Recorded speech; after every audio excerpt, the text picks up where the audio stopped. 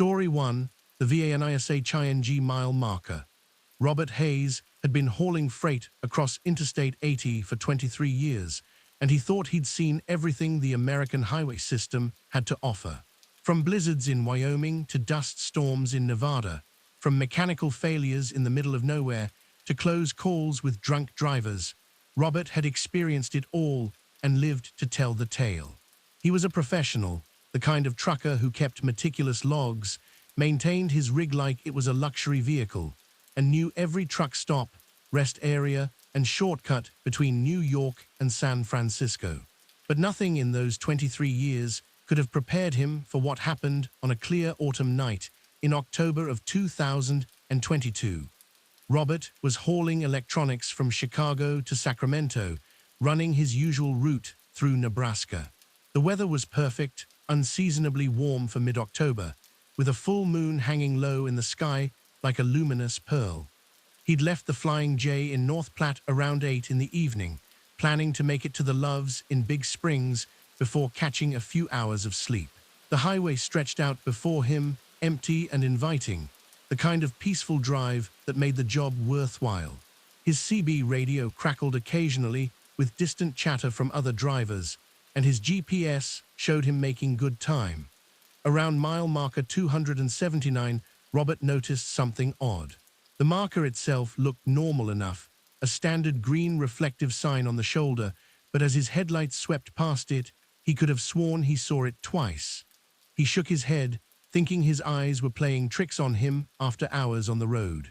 He'd had coffee at the last stop, wasn't tired, felt perfectly alert. Still, he made a mental note to pull over soon and walk around, get his blood flowing. 10 minutes later, by his dashboard clock, he should have been well past mile marker 290. Instead, his headlights illuminated mile marker 279 again. The same marker. Robert felt a cold sensation creep up his spine. He checked his GPS, which showed him moving forward at a steady 65 miles per hour. The road looked exactly the same gentle curves, the same sparse vegetation on either side. But that marker definitely said 279. He grabbed his CB radio. Breaker, breaker, this is Red Dog hauling westbound on 80 near Big Springs. Anyone out there hearing me? Static answered him, thick and oppressive. He tried again, switching channels, but got nothing but that strange, heavy silence that seemed to press against his eardrums. His cell phone showed no signal, which wasn't unusual out here, but the timing made his stomach clench. Robert kept driving, telling himself there was a logical explanation. Maybe he'd dozed off briefly and gotten turned around. But no, the road definitely headed west, the moon was in the right position, and his compass confirmed his direction. Everything pointed to him moving forward, yet 15 minutes later, there was mile marker 279 again, appearing in his headlights like an accusation. This time, Robert slowed down, really examining his surroundings. The landscape looked identical each time he passed the marker. The same oddly shaped boulder on the right side. The same 3 fence posts leaning at the same angles. The same cluster of scrub brush that looked vaguely like a crouching figure. He was looping, somehow driving the same 10-mile stretch of highway over and over again, even though his every sense told him he was moving forward in a straight line. The professional in Robert wanted to pull over, to stop and assess the situation logically. But something deeper, something primal, told him that stopping would be the worst thing he could do. He kept his foot steady on the accelerator, maintained his speed, and tried to think. His fuel gauge showed 3/4 of a tank, but he'd been driving for nearly 2 hours since North Platte. The needle hadn't moved. Time was passing, the clock on his dashboard proved that, but his truck wasn't consuming fuel, and the road wasn't taking him anywhere. On his 7th pass of mile marker 279, Robert saw headlights in his rearview mirror. Relief flooded through him. Another vehicle meant another person, someone else to confirm he wasn't losing his mind. He grabbed his CB again, tried to make contact, but the static had grown worse, now punctuated by strange rhythmic pulses that almost sounded like breathing.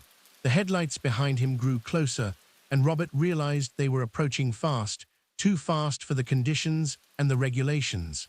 The vehicle pulled alongside him, and Robert's relief curdled into fear. It was another semi, identical to his own rig down to the model and the red paint job. Through the window of the other truck, he could see the driver, and the driver was him. Not someone who looked like him, but actually him, wearing the same flannel shirt, the same baseball cap, with the same scar on his left cheek from a childhood accident. The other Robert looked over at him, and their eyes met. The other Robert's expression was one of pure terror and desperation, his mouth open in what might have been a scream or a warning. Then the other truck accelerated, pulling ahead, and Robert watched his doppelganger's taillights disappear into the darkness ahead. His hands were shaking on the steering wheel now, his breath coming in short gasps. He'd entered some kind of nightmare, a pocket of reality that didn't follow the normal rules. The question was how to escape it. Mile marker 279 appeared again, and this time Robert noticed something new. Carved into the metal post, almost invisible unless you knew to look for it, was a symbol that hurt to look at directly. It seemed to shift and writhe, to suggest shapes that couldn't exist in three-dimensional space. Robert forced himself to look away, but the afterimage burned in his vision. He started experimenting. On the next loop, he tried speeding up, pushing his rig to 80 miles per hour. The marker appeared at exactly the same interval. He tried slowing to 45, same result. He tried turning off his headlights, driving by the moon's glow alone, and nearly drove off the road when the marker seemed to materialize directly in front of him, forcing him to swerve. The CB radio suddenly crackled to life, and a voice that was almost but not quite human spoke through the static. "Turn back," it said. "Turn back before the road takes its toll. 7 drivers have passed this way. 7 drivers have paid the price. You will be the 8th unless you turn back." But Robert couldn't turn back. There was nowhere to turn around on this stretch of highway, and besides, he had the growing certainty that trying to reverse direction would be catastrophic somehow. He was committed to moving forward, even if forward had lost all meaning. On what must have been his 20th pass of the marker, Robert saw more vehicles. Not just his doppelganger, but other trucks, cars, even an old-school bus, all driving the same loop, all trapped. Through their windows, he saw faces twisted with fear and exhaustion. Some of the drivers looked like they'd been there for days, maybe longer. One woman in a blue sedan was sobbing, her hands clenched on the wheel so tightly her knuckles were white, even in the darkness. Robert's fuel gauge finally started to move, but in the wrong direction.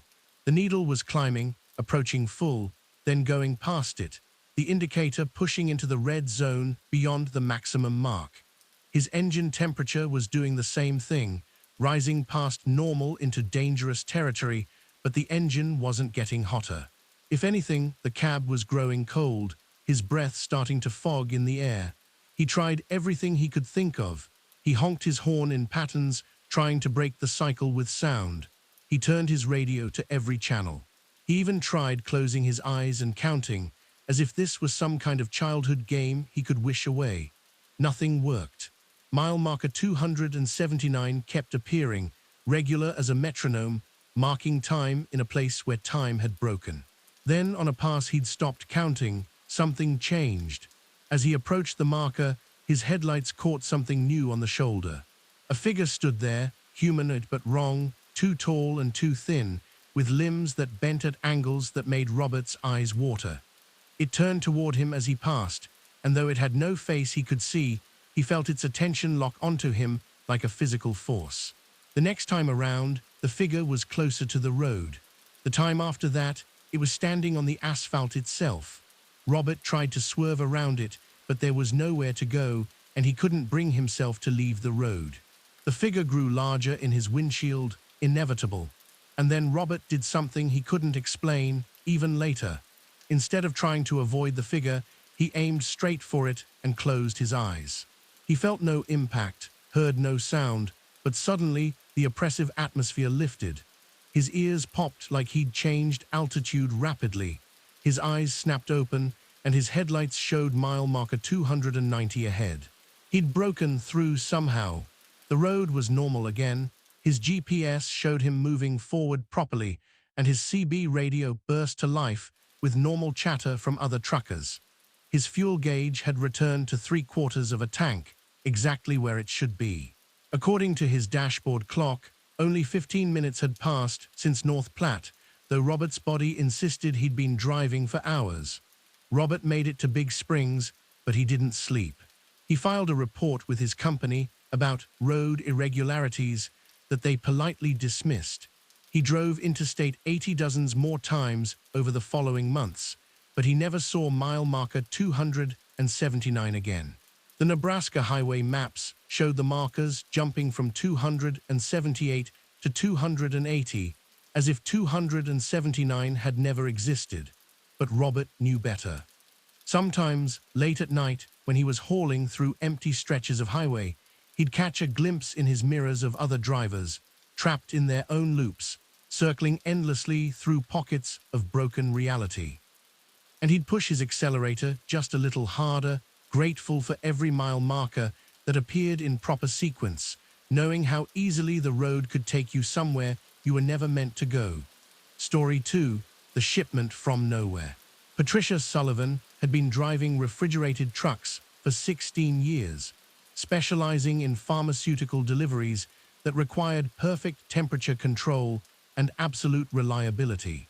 She'd never missed a delivery, never had a load compromised, and prided herself on being the kind of driver that companies called when they absolutely, positively needed something somewhere yesterday. Her reputation was spotless, her safety record impeccable, and her attention to detail legendary among her peers. So when she got a call in March of 2023 for a high-priority pickup in rural Montana, she didn't hesitate to take the job, even though something about it felt slightly off from the very beginning. The dispatcher had been vague about the cargo, which wasn't unusual for pharmaceutical work, but the pickup location was strange. Instead of a warehouse or distribution center, her GPS directed her to a facility nearly 40 miles off Interstate 15, down progressively smaller roads, until she was navigating single-lane gravel paths through dense pine forest.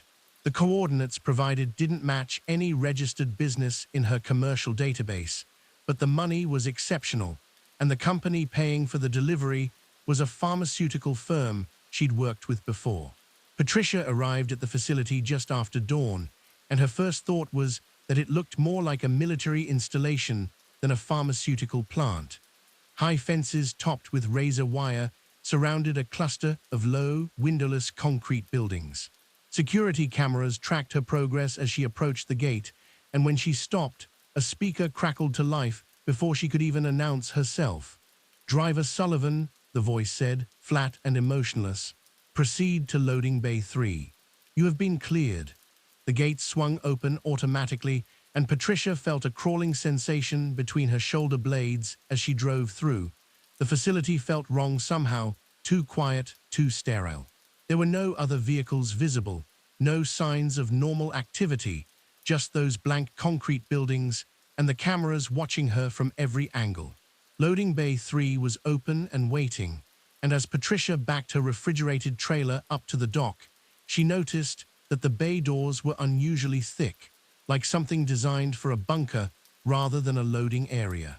A figure in a full hazmat suit emerged from inside, though Patricia's cargo manifest listed nothing that would require such extreme precautions. The figure gestured for her to stay in the cab, then disappeared back inside. 20 minutes later, her trailer's weight sensors registered a load being secured. Patricia checked her mirrors, but couldn't see into the trailer from her position. The figure in the hazmat suit reappeared and approached her window. Up close, Patricia could see that the suit's faceplate was tinted so darkly she couldn't make out any features of the person inside. "The cargo is secured," the figure said, voice muffled by the suit. "You are not to open the trailer for any reason. Maintain temperature at exactly 32 degrees Fahrenheit. Not 31, not 33, exactly 32. Any deviation will result in cargo failure and contract termination. Deliver to the following coordinates in Seattle within 48 hours. The figure handed her a paper manifest, actual paper rather than electronic, which was unusual enough to make Patricia frown. "What exactly am I hauling?" Patricia asked, trying to sound casual rather than suspicious. "My insurance requires me to know the general classification of cargo. Biological samples," the figure responded. "Time-sensitive research materials. That is all you need to know." "Sign here," Patricia signed, though every instinct screamed at her to refuse the job and leave. But she'd come all this way, and the money would make her quarterly numbers look exceptional.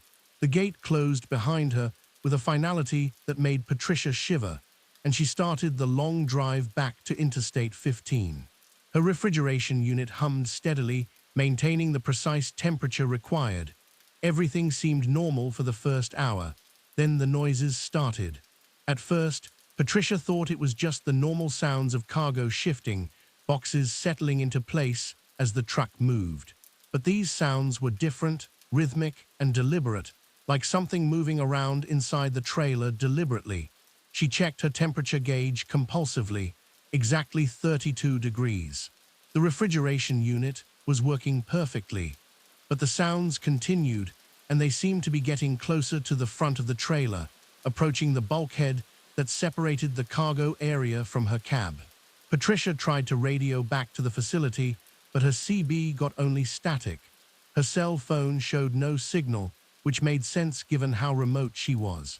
She told herself she was being paranoid, that it was just the stress of the strange pickup location and the unusual cargo instructions making her imagine things. But when she stopped for fuel in Great Falls, the noises had become unmistakable.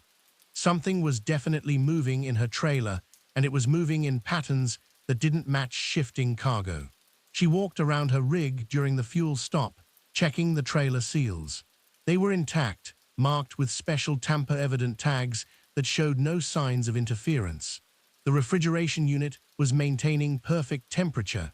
Everything looked normal from the outside, but Patricia could feel vibrations through the trailer wall when she placed her hand against it, rhythmic pulses that felt almost like breathing.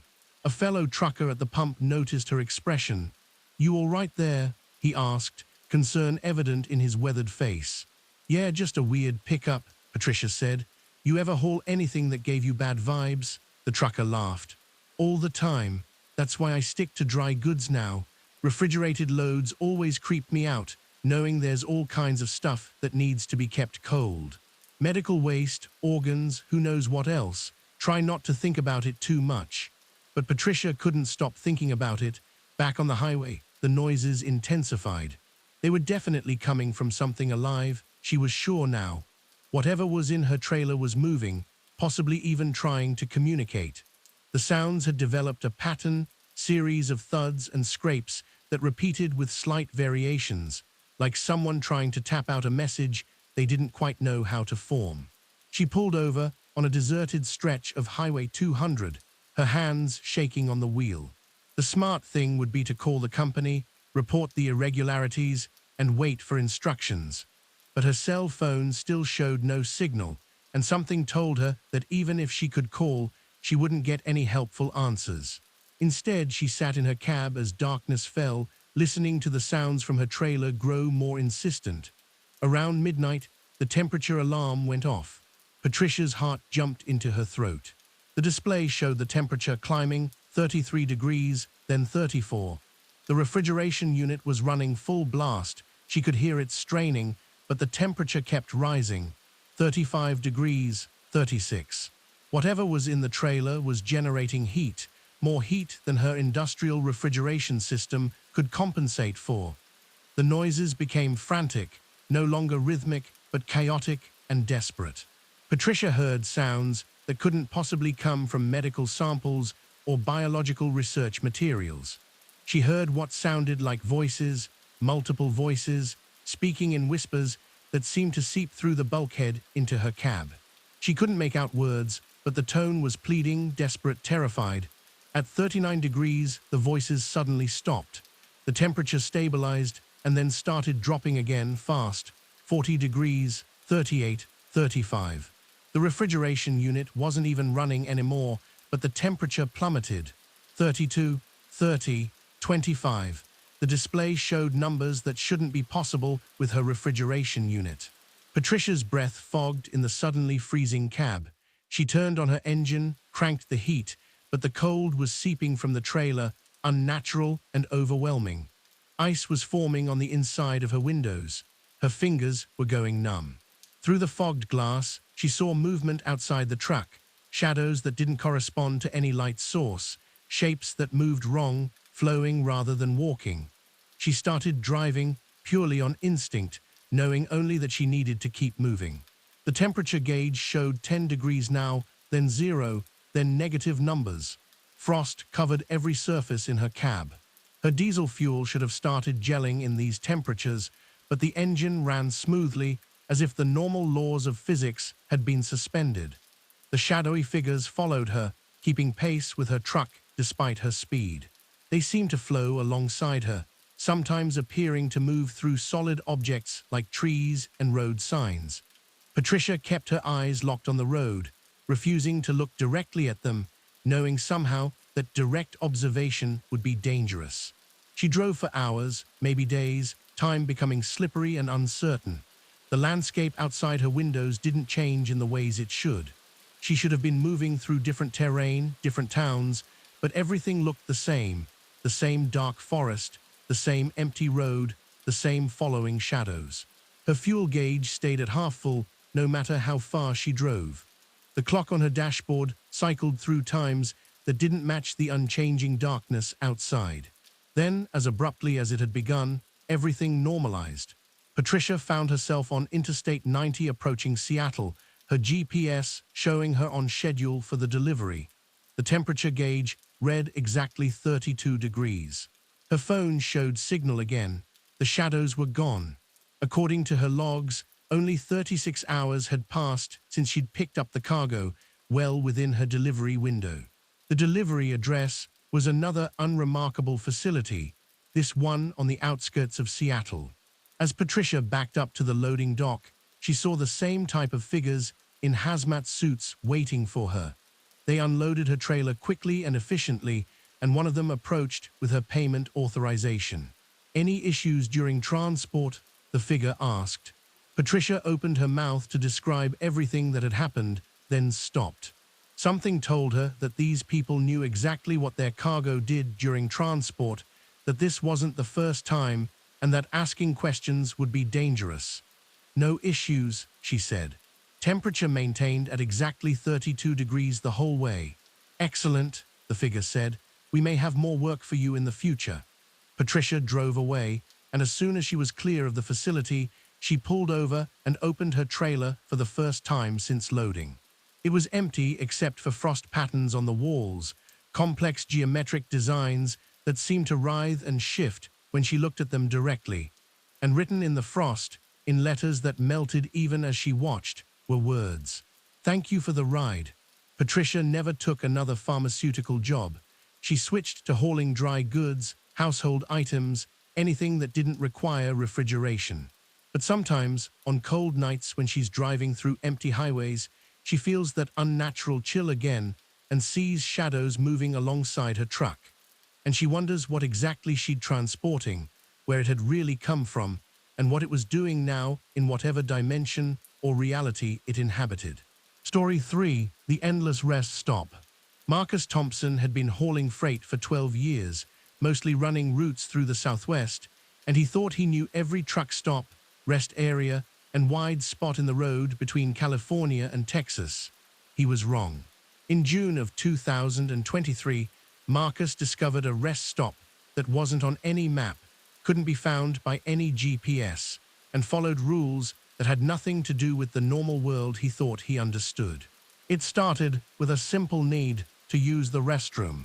Marcus was driving Interstate 40 through the empty stretch of New Mexico between Albuquerque and Tucumcari, hauling furniture to Dallas, when nature called urgently enough that he couldn't wait for the next scheduled rest area.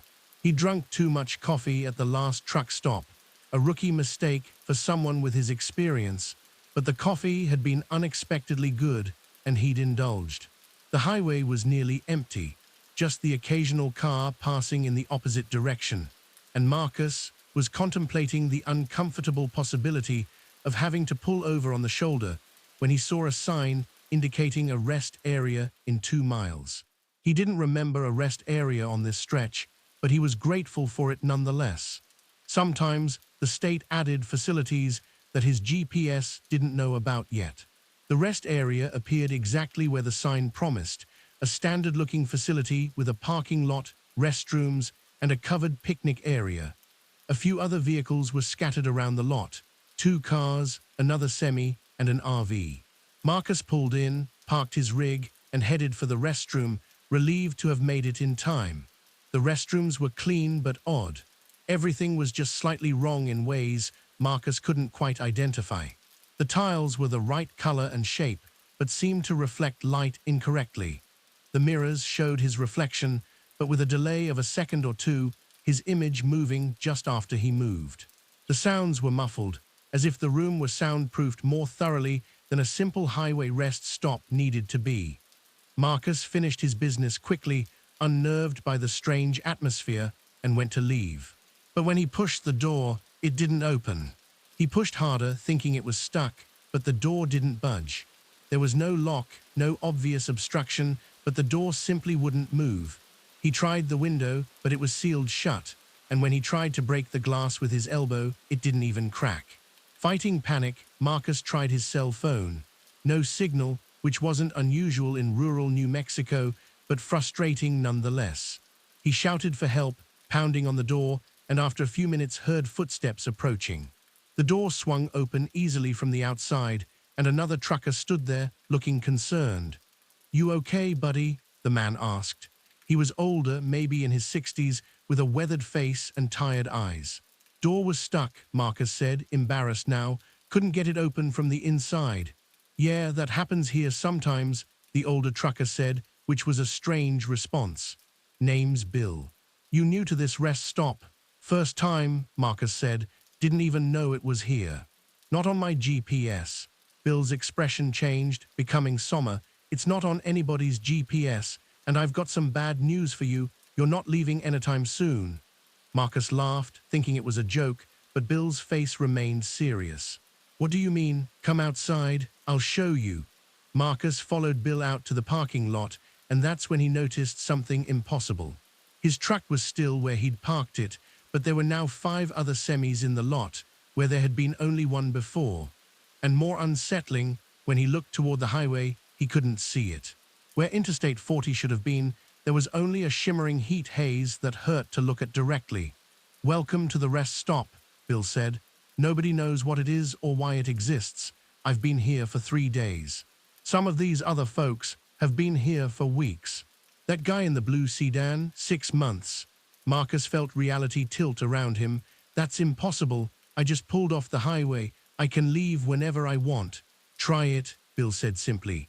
Marcus strode toward his truck, climbed in, started the engine. Everything worked perfectly. He put the rig in gear and drove toward where the highway entrance should be. But as he approached the shimmering haze, his truck slowed down, no matter how hard he pressed the accelerator. It was like driving through increasingly thick molasses. 20 feet from the haze, his truck stopped completely, engine still running, but unable to move forward. When he tried to reverse, the truck moved freely back toward the parking lot. He tried again, aiming for a different part of the exit, with the same result. The rest stop wouldn't let him leave. Marcus spent the next hour testing every possible escape route. He tried driving across the grass, around the buildings, even considered trying to ram through the barrier, though something told him that would end badly. Nothing worked. The rest stop was a trap, and he was caught. The other trapped travelers gathered around as Marcus finally accepted his situation. There were 11 of them in total, 6 truckers including Bill and Marcus, 3 people in cars, and a retired couple in the RV. They'd all pulled in for various reasons and found themselves unable to leave.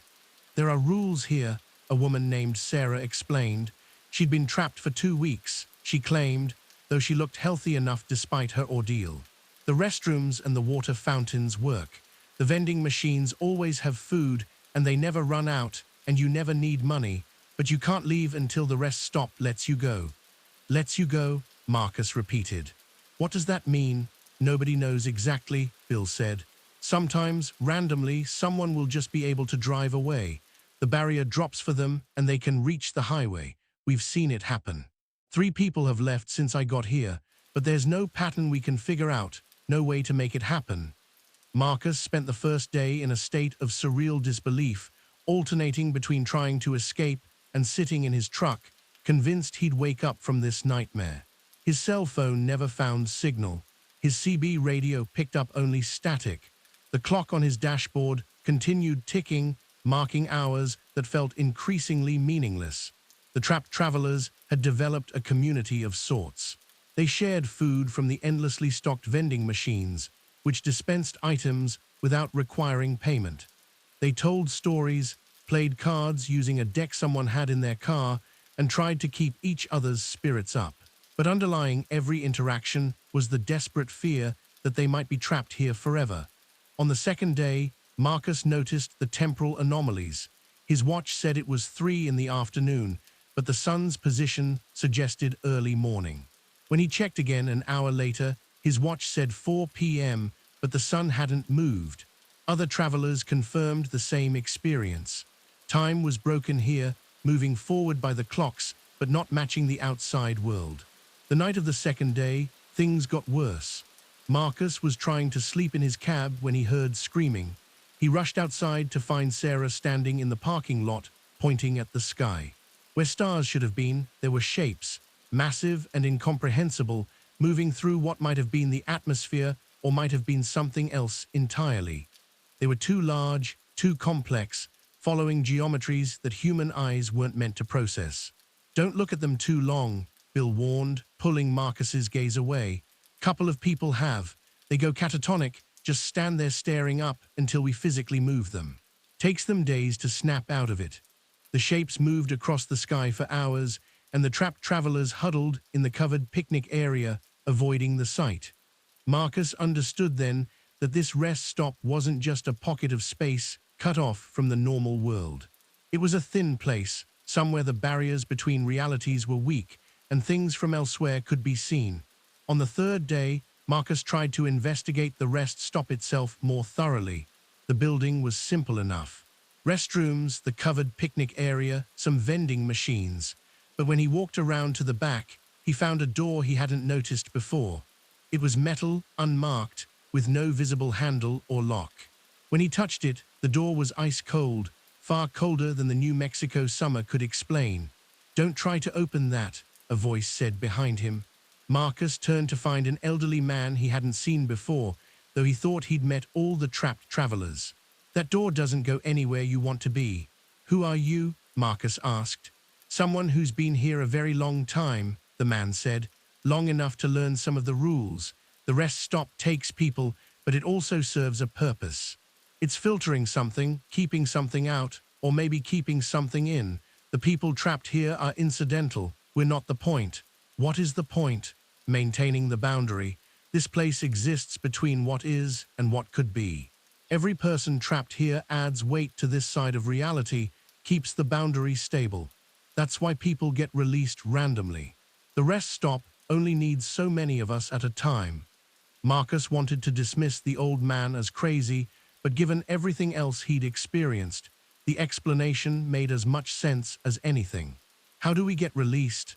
"You wait, you exist. You add your weight to reality just by being here, and eventually, when the rest stop has enough others, it might let you go, or it might not. I've been here for 15 years. 15 years. The words hit Marcus like a physical blow. This man had been trapped here for 15 years, surviving on vending machine food and water from fountains that never ran dry, marking time that didn't match the outside world. It was a fate worse than death in some ways. On the fourth day, Marcus's release came without warning. He was walking back to his truck when he felt a change in the atmosphere, a subtle shift, like pressure equalizing. He looked toward where the highway should be, and the shimmering haze was gone. He could see Interstate 40, traffic moving normally, as if the rest stop were just a normal facility. "Go," Bill shouted. "Go now before it closes again." Marcus ran to his truck, started it, and drove for the exit. This time there was no resistance. His truck moved freely, normally, and then he was on the highway, merging with traffic, the rest stop receding in his mirrors. He looked back and saw it clearly for just a moment. The parking lot full of trapped vehicles, the people standing and watching him go with expressions of desperate hope and crushing envy. Then the rest stop vanished. Not gradually, but instantly, winking out of existence like it had never been there at all. Marcus looked for it in his mirrors, but saw only empty desert. He drove 10 miles before pulling over, shaking too hard to continue safely. He'd been trapped for 4 days according to his clocks, but when he checked his phone, which suddenly had signal again, only 40 minutes had passed since he'd pulled into the rest stop. His delivery schedule was fine. The furniture company wasn't wondering where he was. According to the outside world's timeline, he'd barely stopped. Marcus completed his delivery to Dallas, but he quit trucking a week later. He couldn't risk pulling into another rest stop, never knowing if it would let him leave. Sometimes he searches online for others who have experienced the endless rest stop, but he finds nothing. No reports, no similar stories, no acknowledgement that such a place exists.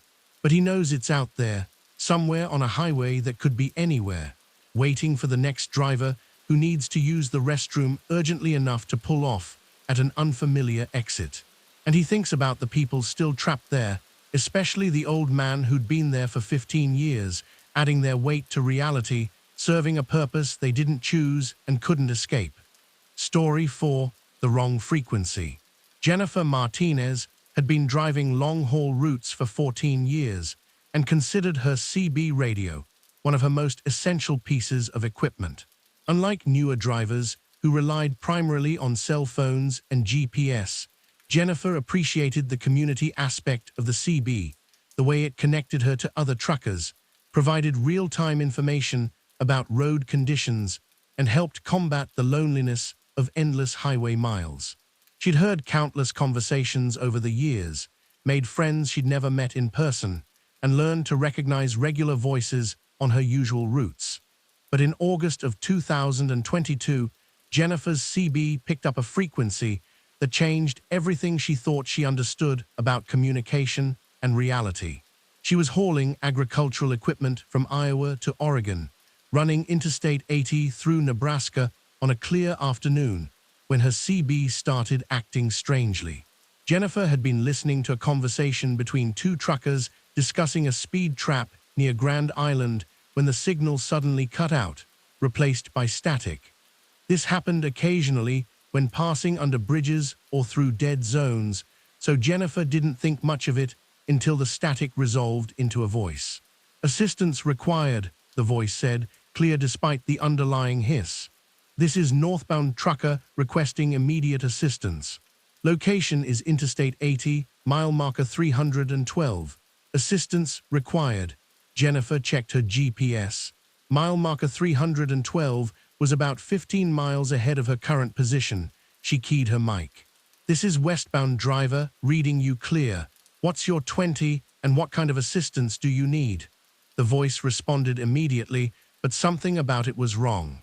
The tone was flat, emotionless, like an automated system trying to sound human. "Assistance required. Location is Interstate 80, mile marker 312.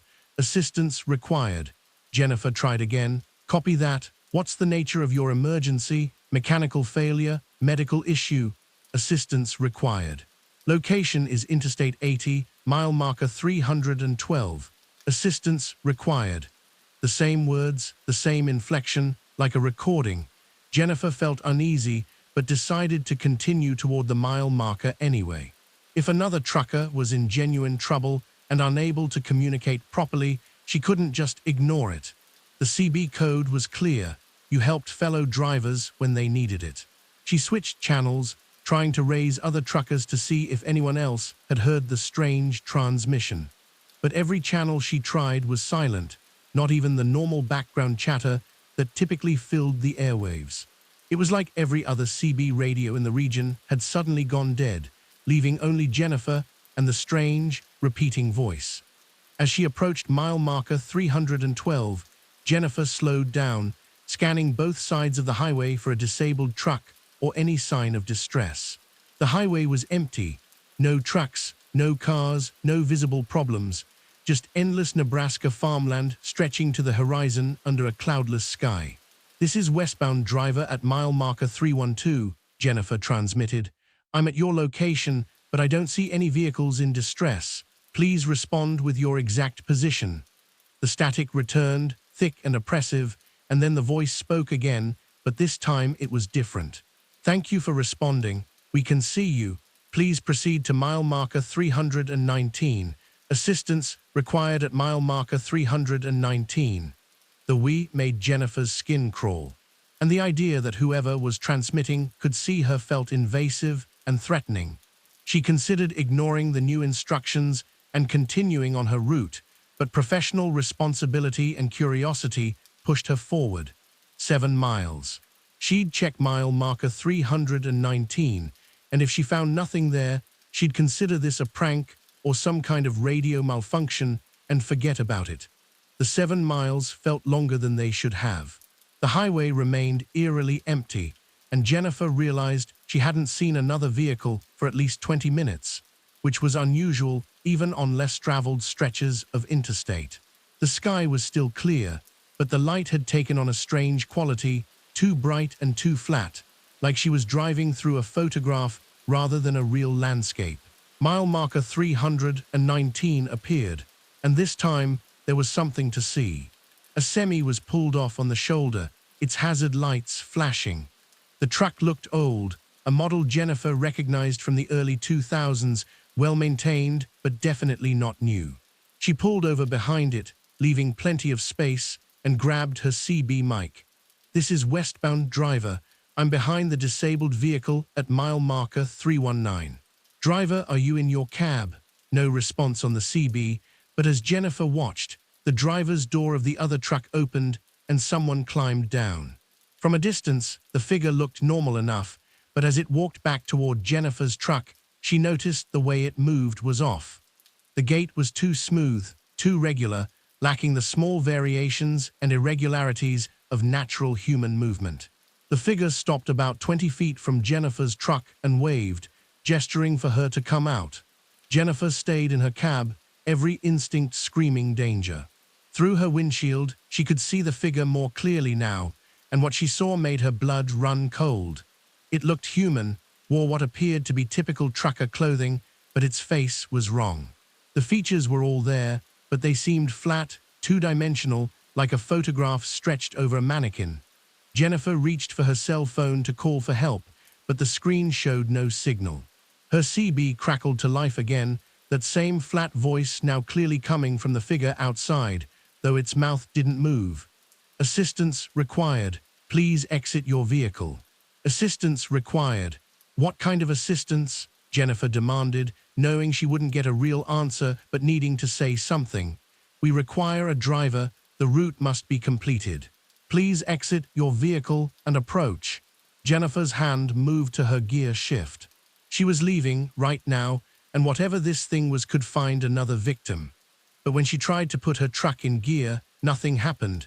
The engine was running, all her dashboard lights were normal, but the transmission wouldn't engage. She tried multiple times, her panic rising, but her truck simply wouldn't move. The figure outside took a step closer.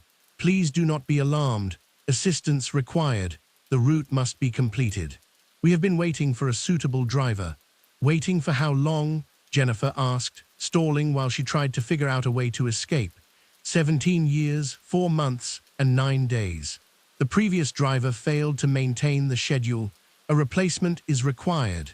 Jennifer looked at the semi on the shoulder ahead of her, really looked at it, and noticed details she'd missed before. The truck wasn't just old, it was wrong. The proportions were slightly off, like something built from memory rather than blueprints. The tires didn't quite touch the ground properly, and most tellingly, the truck cast no shadow, even though the afternoon sun was bright overhead. "What are you?" Jennifer whispered, not really expecting an answer. The figure tilted its head, and motion that went too far, at an angle no human neck could achieve. "We are the requirement, we are the schedule. We are the route that must be completed." Please exit your vehicle. More figures were emerging from the impossible truck now, 3, then 5, then too many to count easily. They all looked different, wore different clothes, but shared that same flat, two-dimensional quality. They formed a semicircle around Jennifer's truck, slowly tightening. Through her mirrors, Jennifer saw that the highway behind her had changed. The pavement had taken on that same photographed quality, flat and wrong, and in the distance, she could see the landscape shimmer and dissolve into static, like a television signal failing. Her CB was now broadcasting a constant stream of voices, dozens of them, all variations of that same flat tone, all requesting assistance, all demanding she exit her vehicle and complete the route. Jennifer covered her ears, but the voices seemed to bypass her hearing, speaking directly into her mind. In desperation, Jennifer did the only thing she could think of. She killed her engine completely, cutting all power to her truck, including the CB radio. The voices stopped immediately, and in the sudden silence, she heard something else. Music, faint and distant, coming from the direction of the impossible truck. It was the radio, she realized, playing from the other truck's cab. Not CB chatter, but an actual radio station, oldies from the sound of it, though the specific song was distorted and wrong. Jennifer restarted her engine and immediately tuned her own radio, scanning for stations. Most frequencies showed only static, but then she found it, a signal, weak but clear, playing the same music she could hear from the other truck.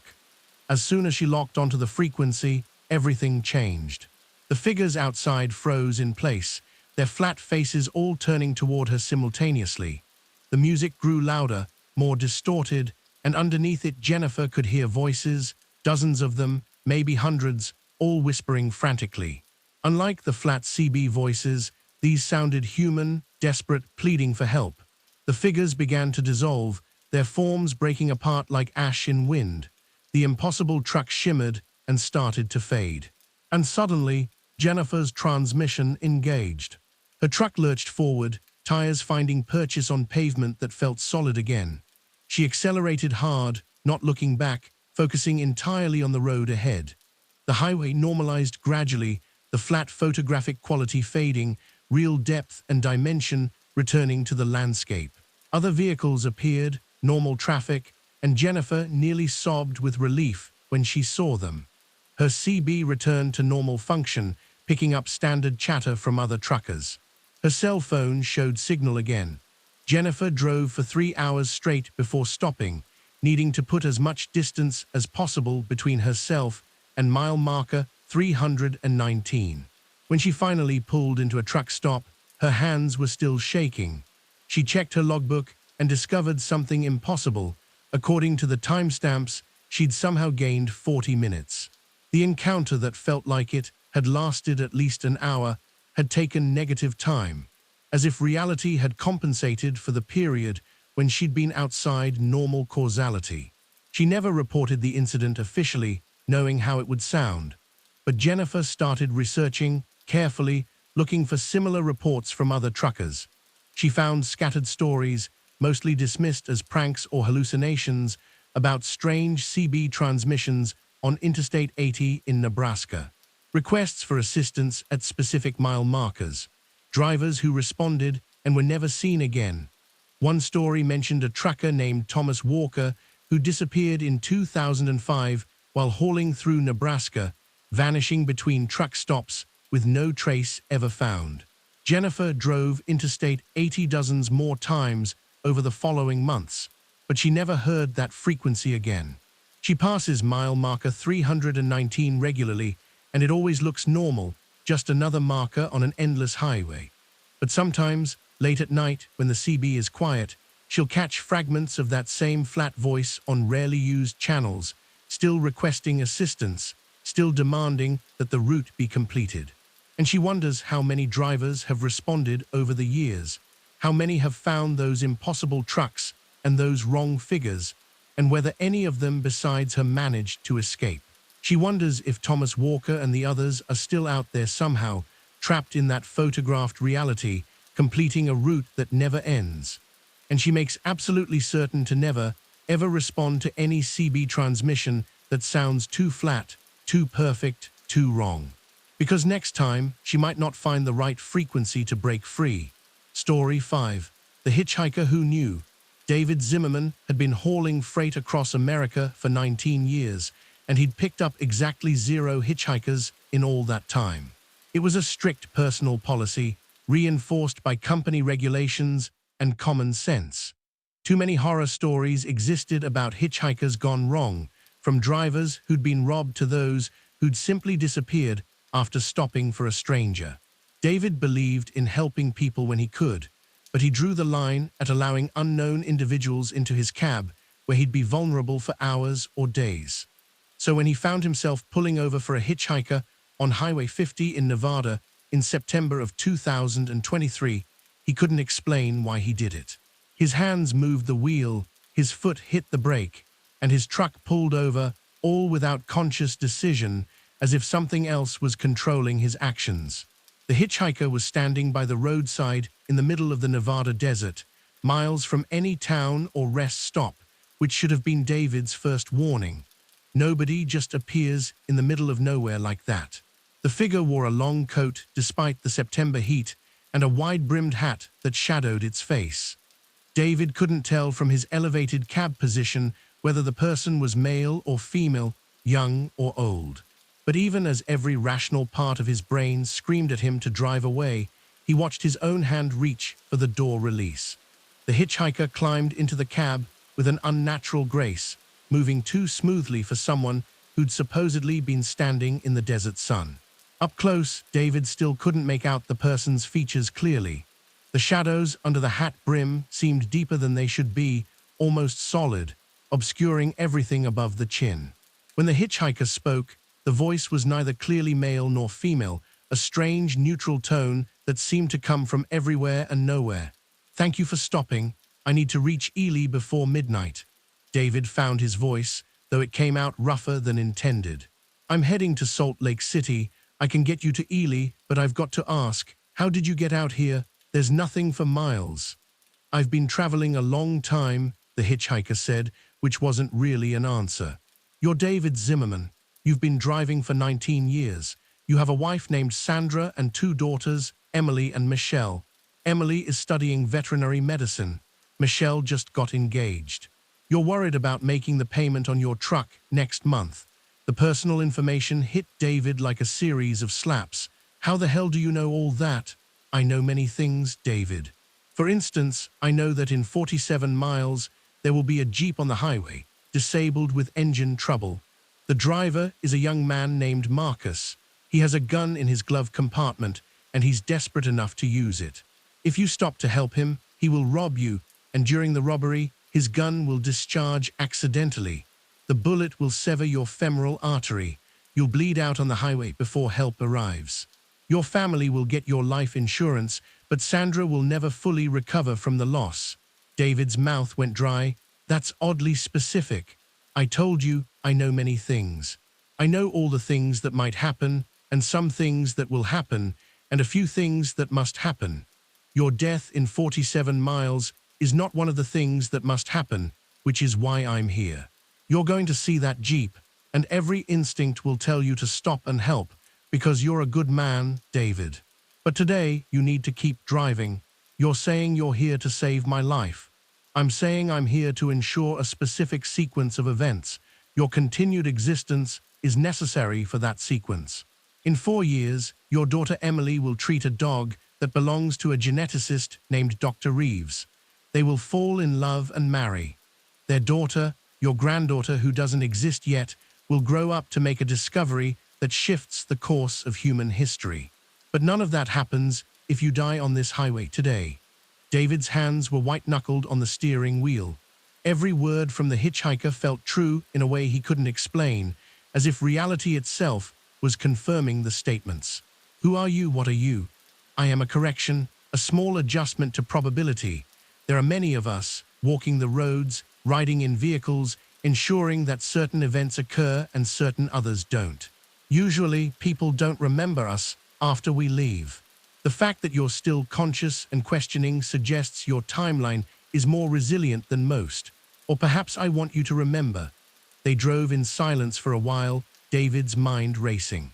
The logical part of his brain insisted this was some kind of elaborate con, but the hitchhiker hadn't asked for money or tried to rob him. And that specific prediction about the Jeep felt too detailed to be a lucky guess. 47 miles later, exactly as predicted, David's headlights illuminated a Jeep pulled off on the shoulder with its hood up. A young man stood beside it, waving frantically for help. David's foot moved toward the brake automatically, his ingrained desire to help other drivers taking over. But the hitchhiker placed a hand on his arm, and David felt an electric shock run through his body. "Keep driving," the hitchhiker said. David did, accelerating past the stranded Jeep, watching in his mirror as the young man's waving became more desperate. Guilt churned in his stomach. What if the hitchhiker was wrong? What if he just condemned that young man to a night in the desert, or worse? "He'll be fine," the hitchhiker said, as if reading David's thoughts. "A highway patrol car will come by in 30 minutes. The officer will help him, call a tow truck, and the young man will eventually get his life together. But if you had stopped, both of you would have died, and the chain of events leading to your granddaughter's birth would have been severed. How do you know all this? Can you see the future?" "I don't see the future, David. I see probabilities, branching paths, the infinite variations of what might be. Most people move through life creating tiny ripples in probability. But there are nexus points, individuals whose actions create waves large enough to change the course of entire timelines. You're not one of those individuals, but you're connected to one. Your granddaughter will be. What does she discover? What does she do that's so important?" The hitchhiker was silent for a moment, and David got the impression of calculation happening, decisions being made about what to reveal. In 53 years, humanity will face a choice about the nature of consciousness and artificial intelligence. Your granddaughter will be the bridge between biological and digital intelligence, the one who proves that consciousness can be translated without being destroyed. It will change everything, but only if she exists. Only if you survive tonight. The highway unreeled before them, and David drove in a kind of daze, trying to process the magnitude of what he was being told. A granddaughter who didn't exist, yet would somehow save humanity. It sounded insane, like bad science fiction. But the hitchhiker's presence felt overwhelmingly real and true. "There are others like you," David asked finally, "others walking around changing events, more than you'd imagine. Thousands of us, maybe more, each handling our assigned adjustments. Most people never notice us. We appear, make our correction, and fade from memory like a dream. But occasionally, someone like you remembers, and that memory itself becomes part of the adjustment." "Why? Who assigns you?" "God," the hitchhiker made a sound that might have been a laugh. "Nothing so simple. We emerge from probability itself, from the quantum foam where all possibilities exist simultaneously. We are the universe correcting itself, ensuring that certain essential events occur. There is no guiding intelligence, no plan, just an endless series of adjustments made by beings like me who exist primarily in the spaces between definite outcomes." They passed through several small towns, and David noticed something odd. The hitchhiker showed no reflection in his mirrors. When they passed streetlights, the hitchhiker cast no shadow. And when other vehicles passed them going the opposite direction, the hitchhiker seemed to flicker slightly, becoming transparent for a fraction of a second. "You're not really here, are you?" David said. "Not in the normal sense. I'm here enough for my purpose. My existence is contingent, probability made temporarily solid. When my task is complete, I'll dissolve back into the quantum foam, and another adjustment will be made elsewhere by another version of what I am. This is overwhelming." "Yes, which is why most people forget. The human mind isn't designed to comfortably hold this kind of information. You'll struggle with it, and eventually you'll rationalize it away. You'll decide I was just a strange person you gave a ride to, that the Jeep incident was coincidence, that the personal information I had about you must have been obtained through normal means. It's a kind of protective forgetting." But David knew, even as the hitchhiker said it, that he wouldn't forget. Something about this encounter had changed him fundamentally. He'd seen behind the curtain of normal reality and couldn't unsee it. As they approached Ely, the hitchhiker spoke again. "There's one more thing you need to know, David. In 6 months, you'll be offered a job with better pay but longer routes that would take you away from home more often. You'll be tempted to take it. Don't. You need to be home more in the coming years, need to be present for your daughters. The web of causality leading to your granddaughter's birth is fragile. It requires you to be the father and grandfather you're capable of being. How do I know you're telling the truth? How do I know this isn't all manipulation for some other purpose? You don't. You'll have to choose to trust that the universe, in its strange quantum way, is trying to optimize for the best possible outcome. Or you can choose to believe I'm lying and make different choices. But consider, if I wanted to manipulate you for selfish purposes, why would I save your life first?" They pulled into Ely just before midnight, as the hitchhiker had specified. David pulled over in the parking lot of a closed gas station, and the hitchhiker prepared to exit. In the lights of the parking lot, David finally got a clear look at the figure's face and immediately wished he hadn't. What he saw wasn't a face at all, not in the conventional sense. It was more like the suggestion of a face, a probability wave that hadn't collapsed into a definite form. Eyes that might be blue or brown or any color, features that seemed to shift and change depending on which angle he looked from. "Thank you for the ride, David Zimmerman. You've been moved from one probability to another, from the path that leads to your death to the path that leads to your granddaughter's birth. The adjustment is complete." The hitchhiker stepped out of the cab and closed the door. David watched in his mirrors as the figure walked toward the edge of the parking lot, and with each step, the hitchhiker became less solid, more transparent. By the time it reached the darkness beyond the lights, it had dissolved entirely, leaving no trace it had ever existed. David sat in his truck for a long time, engine idling, trying to process what had happened. He pulled out his phone and opened his photos, finding the pictures of Sandra, Emily, and Michelle, his family. The people whose existence was suddenly precious in a way he'd never fully appreciated before. And somewhere in the potential future, a granddaughter who didn't exist yet, but whose importance to humanity's future was apparently profound. He drove the rest of the way to Salt Lake City in a kind of trance, making his delivery on time, but hardly remembering the process. In the following days and weeks, David tried to hold onto the clarity of his experience with the hitchhiker, but it was difficult. The memory remained, but its emotional weight began to fade, and he found himself questioning whether it had really happened the way he remembered. But 6 months later, when the job offer came exactly as predicted, offering significantly better pay but longer routes, David turned it down. He couldn't fully articulate why, even to Sandra, but he knew it was the right choice. He stayed on his shorter routes, spent more time at home, was present when Emily met her future husband at the veterinary clinic. And years later, when David held his granddaughter for the first time, a little girl named Sarah with curious eyes and a quick mind, he thought about the hitchhiker who had never really been there. He thought about probability waves and quantum foam, about a universe that adjusted itself through beings that existed in the spaces between definite outcomes.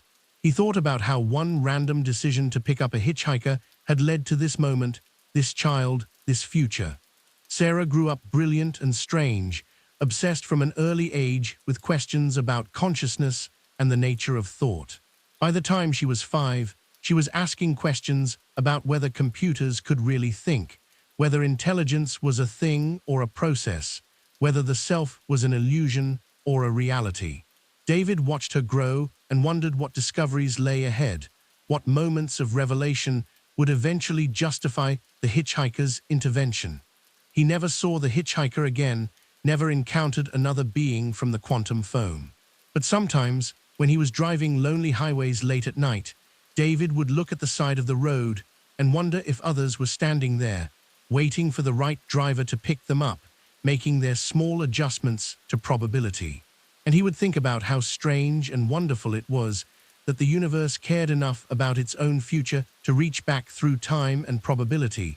To save one trucker's life, so that one little girl could someday bridge the gap between human and artificial consciousness. It was overwhelming to think about, the weight of importance placed on small choices and random encounters. So mostly, David didn't think about it. He drove his routes, spent time with his family, and watched his granddaughter grow. But the knowledge was always there, humming quietly in the back of his mind. He had been adjusted, moved from one timeline to another, and the future was counting on him to be present for the people who mattered most.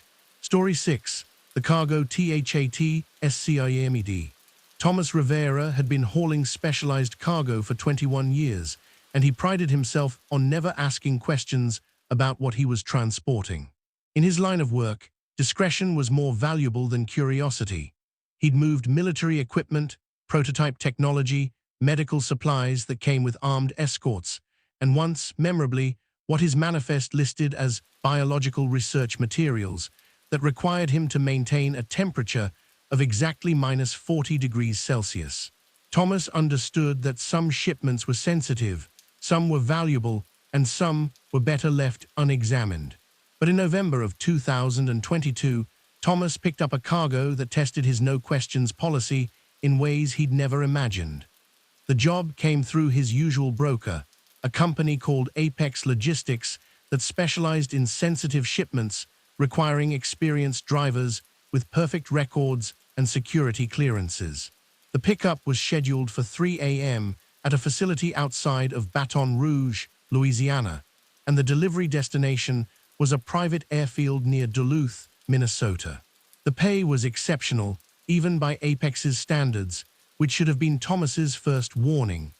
Thomas arrived at the Baton Rouge facility on time, pulling up to a gate that looked more appropriate for a military base than a logistics center. Armed security checked his credentials thoroughly before allowing him to enter. The facility itself was enormous, a sprawling complex of warehouses and buildings surrounded by high fences and monitored by countless cameras. Thomas had picked up from similar locations before, but something about this place felt different. The security personnel moved with military precision, and there was an atmosphere of tension that made his instincts prickle. A supervisor met him at loading dock 7, a severe woman in her 50s who introduced herself only as Miss Chen. She handed Thomas a tablet with his manifest and a list of special handling instructions that was unusually long even for Apex jobs. "Your cargo is a single container," Miss Chen explained, her voice clipped and professional. "The container is sealed and must remain sealed under all circumstances. Do not attempt to open it. Do not look inside it. Do not allow anyone else to open it or look inside it. The container is climate-controlled internally and does not require external temperature regulation. Your sole responsibility is to transport it safely and quickly to the destination." "Understood," Thomas said, though the emphasis on not opening the container made him uneasy. "What's the cargo classification? I need to know for safety purposes." Miss Chen's expression became even more severe. "The cargo is classified as experimental medical equipment. That's all you need to know. Sign here acknowledging that you understand the handling instructions and will follow them exactly." Thomas signed, and a forklift brought the container out. It was larger than he'd expected, roughly the size of a cargo van, made of some kind of matte black material that seemed to absorb light rather than reflect it. The container had no visible seams, no handles, no markings of any kind, except for a small digital display showing the number 37 in red. The forklift loaded it into Thomas's trailer, secured it with specialized restraints, and then additional personnel came to add more securing straps until the container was virtually immobile. "The display shows the internal status," Miss Chen said. "As long as the number remains between 35 and 40, everything is functioning normally. If it drops below 35 or rises above 40, contact us immediately." She handed Thomas a satellite phone. "This is for emergencies only. It has one number programmed. Use it only if the display shows abnormal numbers." Thomas pulled out of the facility as dawn was breaking, the strange black container secured in his trailer, the satellite phone sitting on his dashboard like an ominous reminder. He headed north through Mississippi, planning to make Memphis by afternoon and continue through Missouri and Iowa to reach Duluth within 36 hours. The first few hours were uneventful. Thomas drove, listened to audiobooks, monitored his instruments. The weather was clear, traffic was light, and he made good time. But around noon, as he was passing through northern Mississippi, he heard the first sound from his trailer. It was faint, barely audible over his engine and road noise, but distinctive, a long, drawn-out scream that rose in pitch and then abruptly cut off. Thomas's hands tightened on the wheel. He told himself it was his imagination, or maybe something shifting in the trailer, the securing straps settling. But 10 minutes later, he heard it again, louder this time. Definitely a scream, definitely human, definitely coming from inside the sealed container.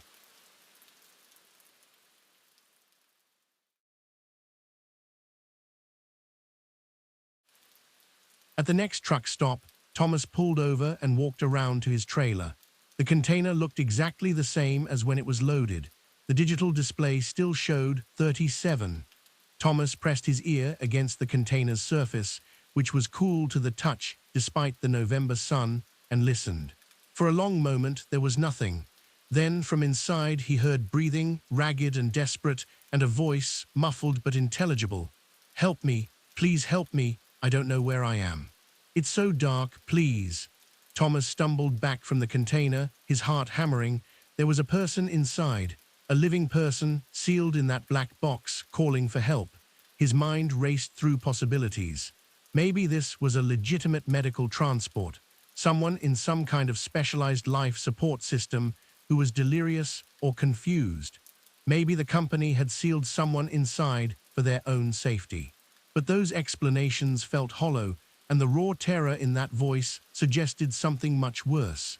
He grabbed the satellite phone, preparing to call Miss Chen, but hesitated. The display still showed 37 within the acceptable range. Technically, there was no emergency, and something about the way Miss Chen had emphasized not opening the container made Thomas think that calling to report voices inside might be expected, might even be part of some test. Maybe this was all authorized, legitimate, and Thomas's job was simply to transport without interfering. But that voice, that desperate plea for help, continued to echo in his mind. Thomas got back in his cab and drove, but the screams from his trailer grew worse. They came every few minutes now, sometimes lasting for 30 seconds or more. The voice begged, pleaded, screamed in wordless terror. Other times, Thomas heard what sounded like pounding on the inside of the container, rhythmic and frantic. He pulled over twice more, walking around his trailer, pressing his hands against the container, trying to find some way to see inside or at least communicate with whoever was trapped. But the black surface revealed nothing. It had no openings, no visible seals, no way to access the interior without cutting tools he didn't have. By the time Thomas reached Memphis, he was seriously considering calling the police. But what would he tell them? That a legally authorized cargo container, transporting under proper credentials, happened to have sounds coming from inside. The company would produce paperwork proving they were transporting medical equipment or research subjects with full authorization. Thomas would be the one who ended up in legal trouble for interfering with a legitimate shipment. Night fell and Thomas continued north through Missouri. The screams had stopped, replaced by something worse. Sobbing, quiet, hopeless crying that seemed to seep through the walls of the container into Thomas's cab. He turned his radio up loud, trying to drown it out, but he could still hear it, could still feel it vibrating through his truck. Around midnight, the digital display flickered. The number 37 wavered, dropped to 36, then back to 37. Thomas grabbed the satellite phone, but before he could dial, the number stabilized. He held the phone, staring at it, trying to decide what to do. The handling instructions had been clear. Call only if the number went outside the acceptable range. It hadn't, not yet. In Iowa, somewhere on Interstate 35 in the darkest hours before dawn, Thomas heard a new sound from the container. Not screaming, not sobbing, but laughter. High-pitched, unhinged laughter that went on and on, rising in volume until Thomas could hear it clearly over his engine.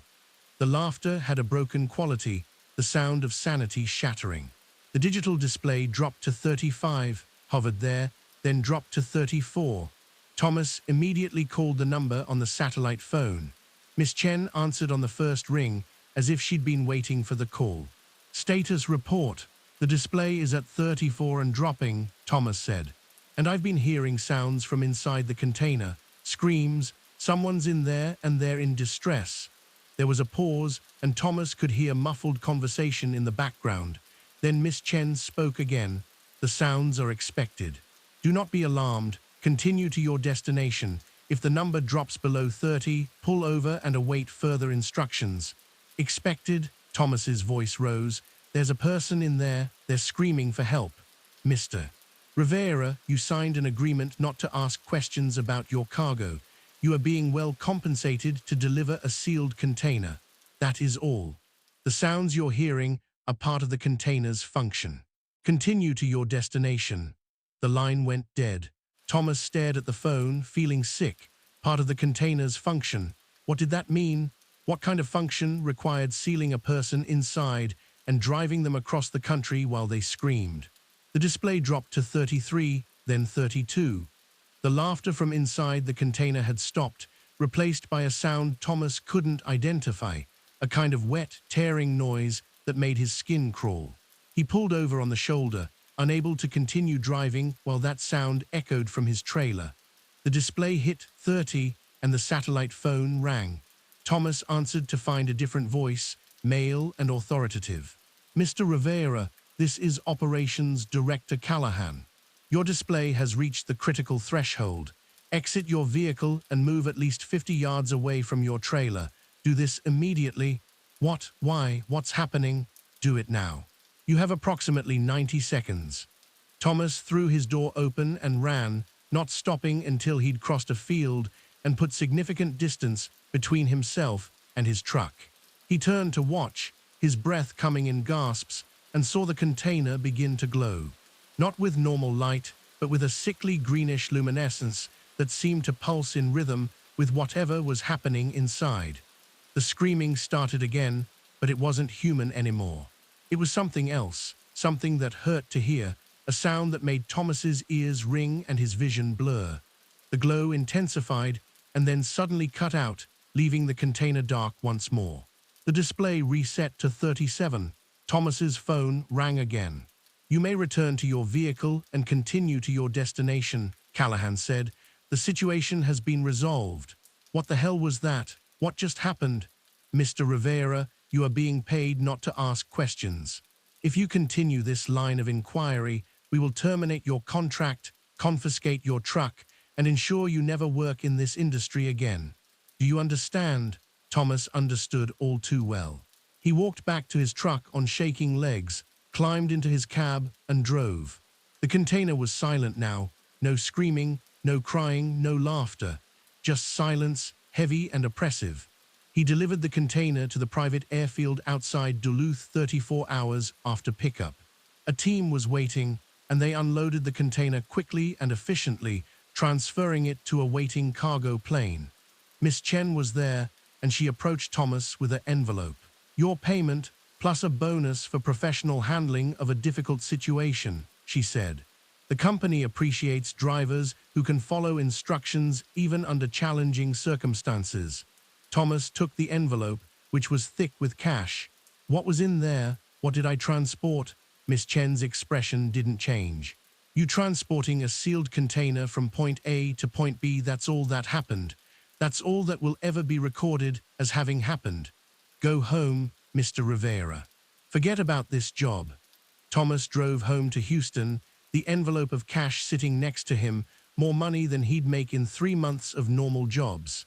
He told himself he'd transporting medical equipment, experimental tech, something classified but legitimate. He tried to rationalize the screams as audio tests, psychological research, anything but what his instincts insisted was true. But Thomas knew he'd transporting something that should never have been transporting. Someone who'd been subjected to something unspeakable.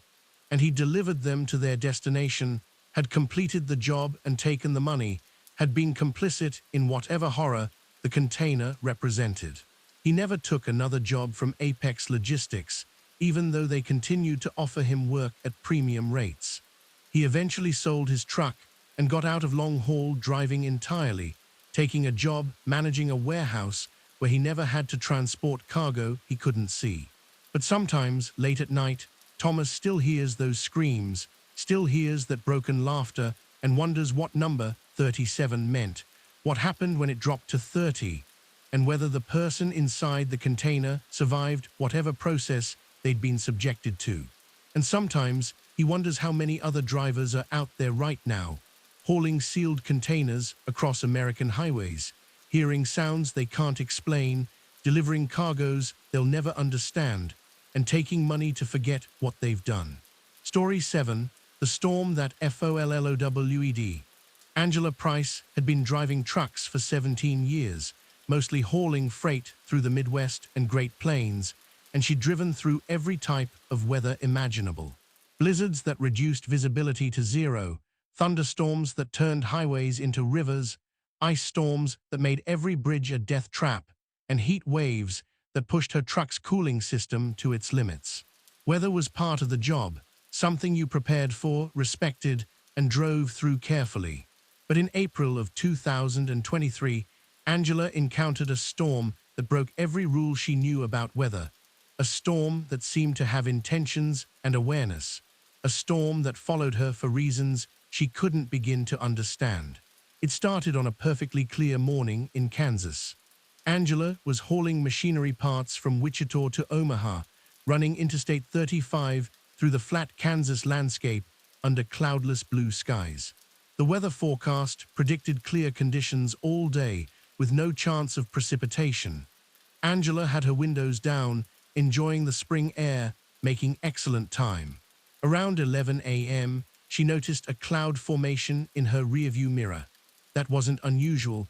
Kansas weather was notoriously changeable, and afternoon thunderstorms were common in spring. But something about this cloud bothered her. It was too dark, too well-defined, a perfect circle of roiling black clouds that seemed to violate the normal rules of atmospheric formation. Angela kept driving, but the cloud formation grew larger in her mirrors, spreading across the horizon behind her. She turned on her weather radio, expecting to hear storm warnings, but the broadcast continued to describe clear skies and pleasant conditions. According to the official weather service, there was no storm anywhere in the region. But Angela could see the storm clearly now, a wall of darkness stretching from ground to sky, advancing toward her with unnatural speed. Lightning flickered within the black clouds, not the usual branching strikes, but perfect straight lines of light that looked more like searchlights than electricity.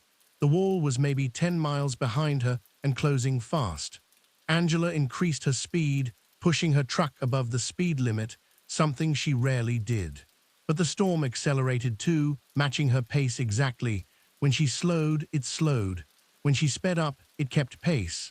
The correlation was too perfect to be coincidence. This storm was somehow tracking her, following her specifically. She grabbed her CB radio. "Breaker, breaker, this is northbound driver on 35 approaching Emporia. Anyone seeing this storm system coming up from the south?" Several voices responded immediately, fellow truckers and other drivers in the area. "What storm, driver? It's clear skies down here." "I'm about 5 miles behind you," another voice said. "Weather's perfect." "What are you seeing?" Angela looked in her mirrors again. The storm was less than 5 miles back now. A churning mass of black clouds shot through with that strange geometric lightning. "There's a massive storm system behind me, moving fast." "You're telling me you don't see it?" "Negative, driver. Skies clear as crystal."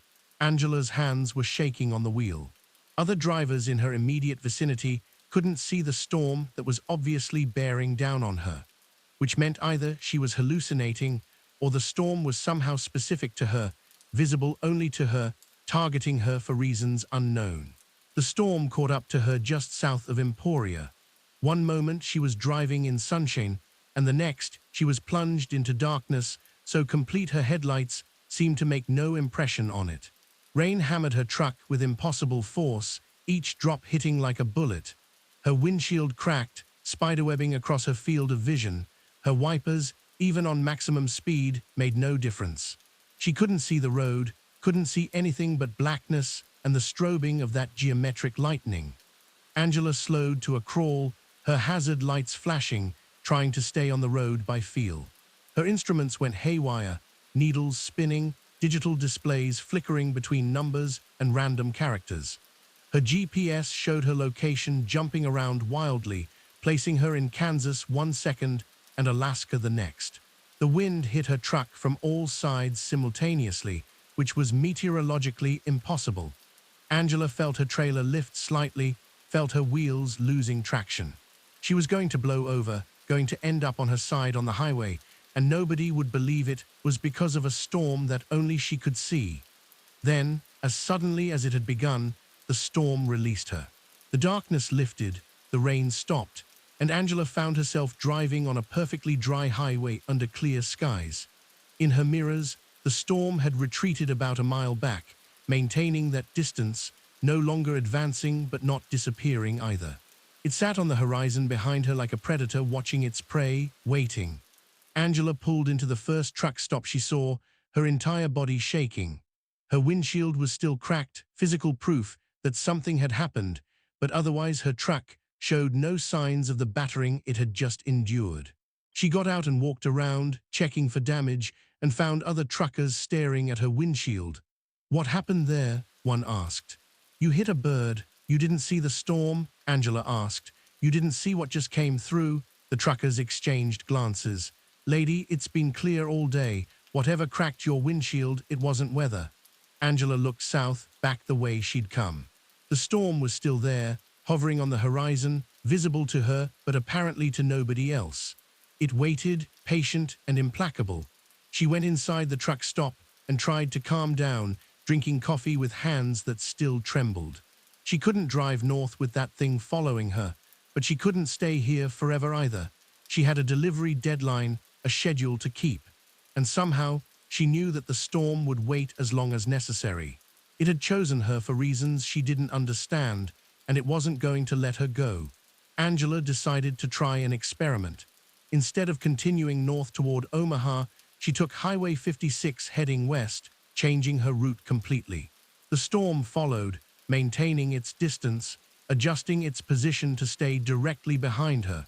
She turned south on Highway 77, and the storm moved to compensate. No matter which direction she went, the storm followed, keeping her always at the edge of its reach. Over the following hours, Angela tested every theory she could think of. She stopped for extended periods, and the storm stopped too, hovering in place. She drove in circles, and it circled with her. She tried parking her truck and taking a taxi, but when she looked back from the taxi window, she saw the storm following the taxi, not her truck. It was following her personally, not her vehicle.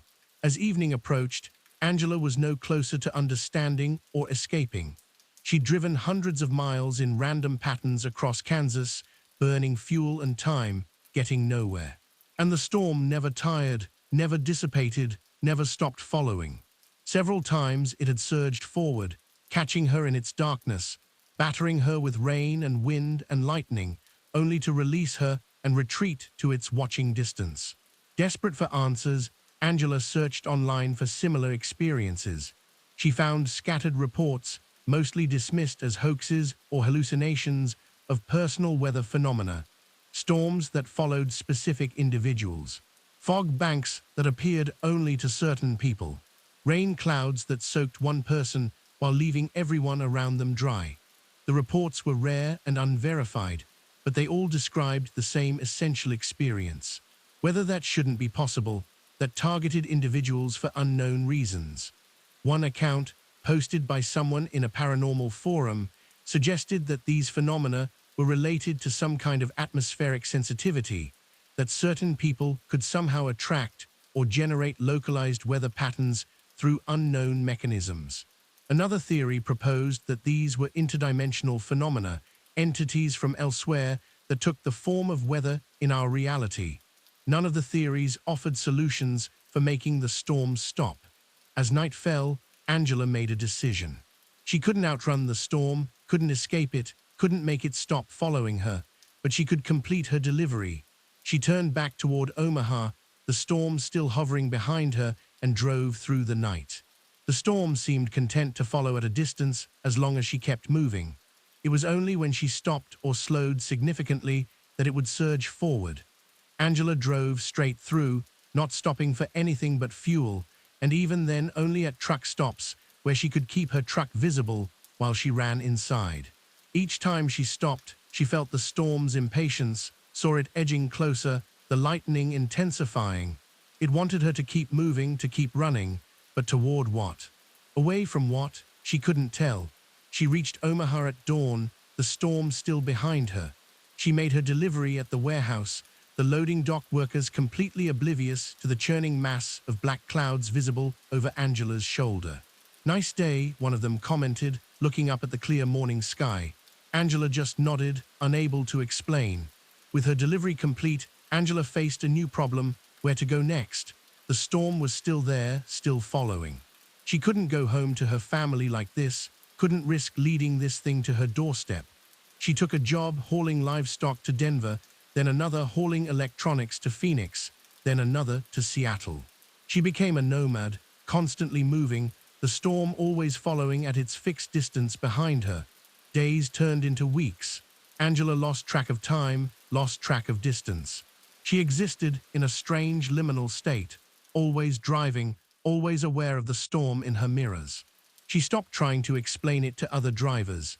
They couldn't see it, couldn't understand. As far as the rest of the world was concerned, Angela was just a driver who'd become obsessed with checking her mirrors, who talked about impossible storms, who'd clearly suffered some kind of mental break. The storm began to change. After 3 weeks of following Angela, it started to fade, becoming less dense, less dark. The lightning occurred less frequently. The sense of malevolent patience that had characterized it began to dissipate. Angela wondered if whatever purpose it had been serving was complete, if whatever it had needed from her had been obtained. After exactly 30 days of following Angela across thousands of miles and a dozen states, the storm finally released her. She was driving through Montana, heading toward Billings, when she noticed in her mirrors that the storm had stopped moving. For the first time since it had appeared, it didn't adjust its position when she continued forward. She drove a mile, then 2, then 5, and the storm remained stationary, anchored to a specific point on the Montana highway. Angela pulled over and watched as the storm began to collapse in on itself, shrinking, condensing, until it was just a small dark cloud hovering over the road. Then even that dissipated, breaking apart into wisps that were blown away by the normal wind. It was gone. After 30 days of constant presence, the storm that had followed Angela across America simply ceased to exist. Angela sat in her truck for a long time, hardly believing it was over.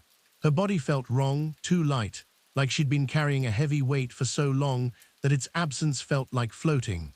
She checked her mirrors compulsively, expecting to see the storm reforming, but the sky remained clear. She drove home to Kansas City, back to her apartment that she hadn't seen in a month, back to a life that felt both familiar and completely alien. Her company had been understanding about her erratic behavior, chalking it up to stress, and they were willing to let her take time off to recover.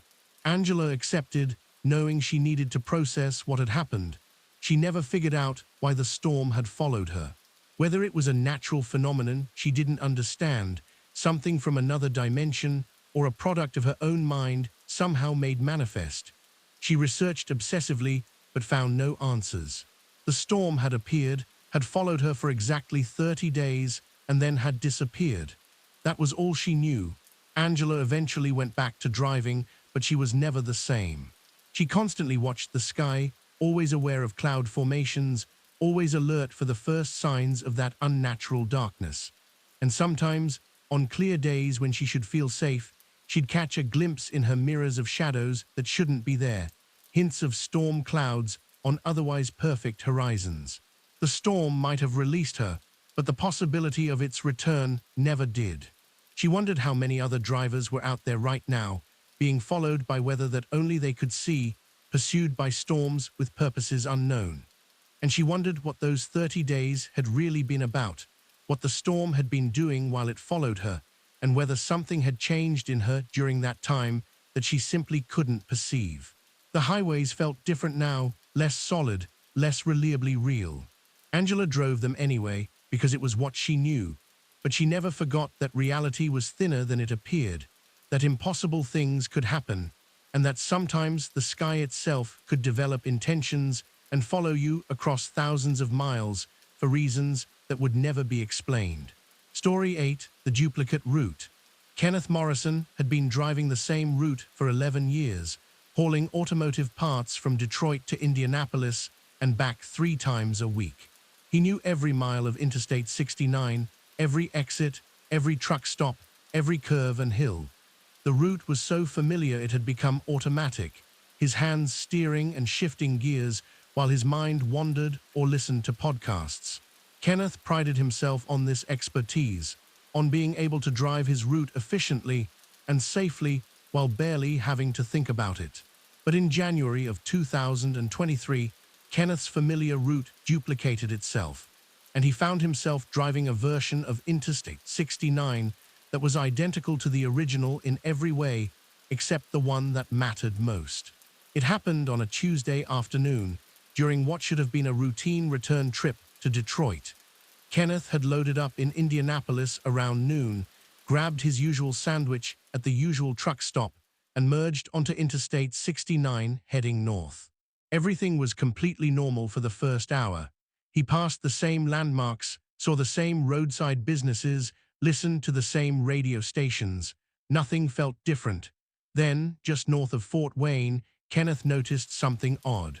He passed a rest area that he'd already passed 20 minutes earlier. He was certain of it because the rest area had a distinctive sign with a faded logo for a defunct fast food chain, a detail he always noticed. But that rest area was supposed to be 50 miles south of his current position, back near the Indiana border. He couldn't have passed it twice unless he'd somehow turned around without realizing it, which was impossible. Kenneth checked his GPS, which showed him exactly where he should be, progressing normally toward Detroit. His mile markers matched his GPS coordinates. But as he continued driving, he began to recognize other landmarks that he'd already passed. A barn with a collapsed roof. A water tower painted to look like a basketball. A billboard advertising a personal injury lawyer with an unfortunate mustache.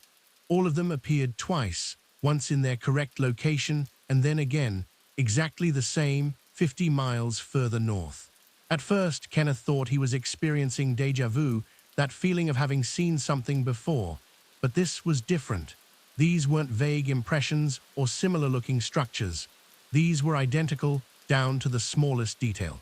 The collapsed barn had the same pattern of fallen boards. The water tower had the same rust stain. The lawyer's mustache was equally unfortunate in exactly the same way. Kenneth pulled over at a truck stop, one he'd stopped at thousands of times, and went inside to use the restroom and grab coffee. Everything was exactly as he remembered. The same layout, the same flickering fluorescent light over the cold beverages, the same clerk behind the counter. He paid for his coffee and returned to his truck, trying to shake off the weird feeling. Back on the highway, the duplication continued.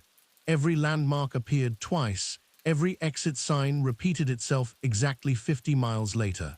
Kenneth started keeping notes on his phone, documenting what he was seeing. Exit 92, with its truckway station and its cluster of billboards. Then, 50 miles later, exit 92 again, identical. The same way station, the same billboards advertising the same businesses in the same order. The truly disturbing part was that nobody else seemed to notice. Kenneth tried flagging down other truckers at a truck stop, asking if they'd seen anything strange on the highway. They looked at him like he was crazy. "It's just the highway, man, same as always."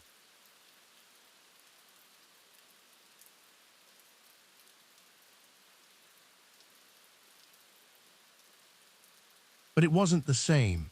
Kenneth's route had somehow doubled itself, the same stretch of highway repeating, looping back on itself in a way that made no geographic or logical sense.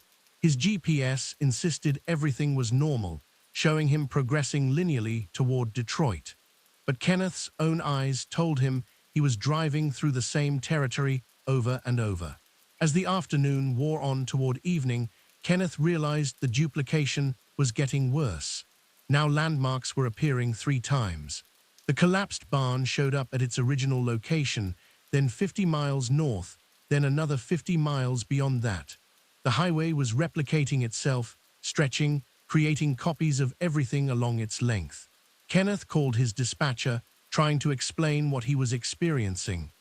"I think I'm having some kind of medical event," he said, thinking maybe this was a stroke or a brain tumor, something neurological that was causing him to perceive reality incorrectly. "I'm seeing double or triple, everything's repeating.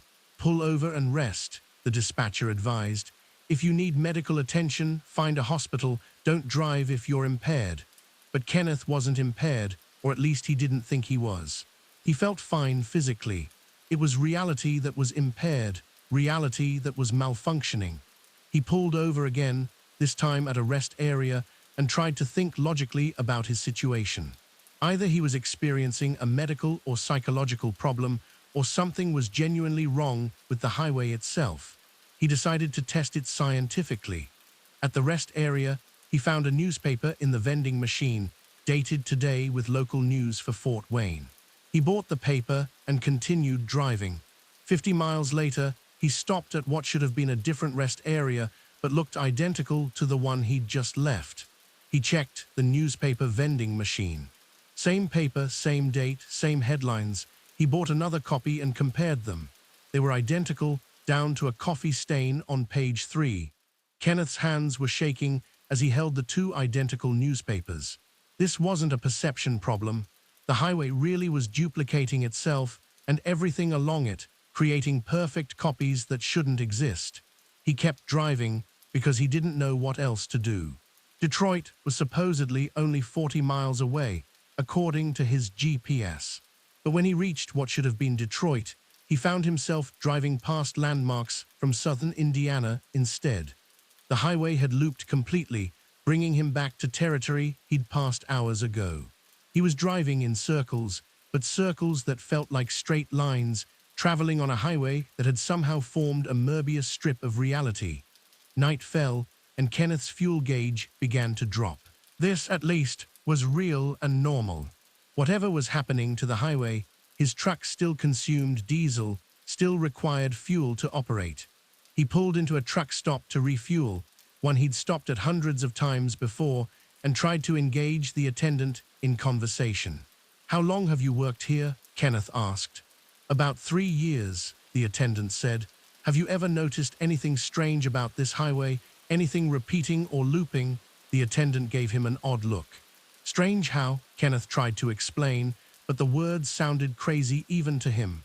The attendant edged away, clearly thinking Kenneth was disturbed or dangerous.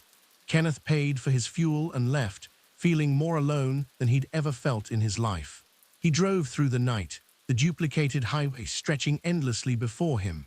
The same landmarks appeared again and again: the collapsed barn, the water tower, the lawyer's billboard, over and over in a sequence that had lost all meaning.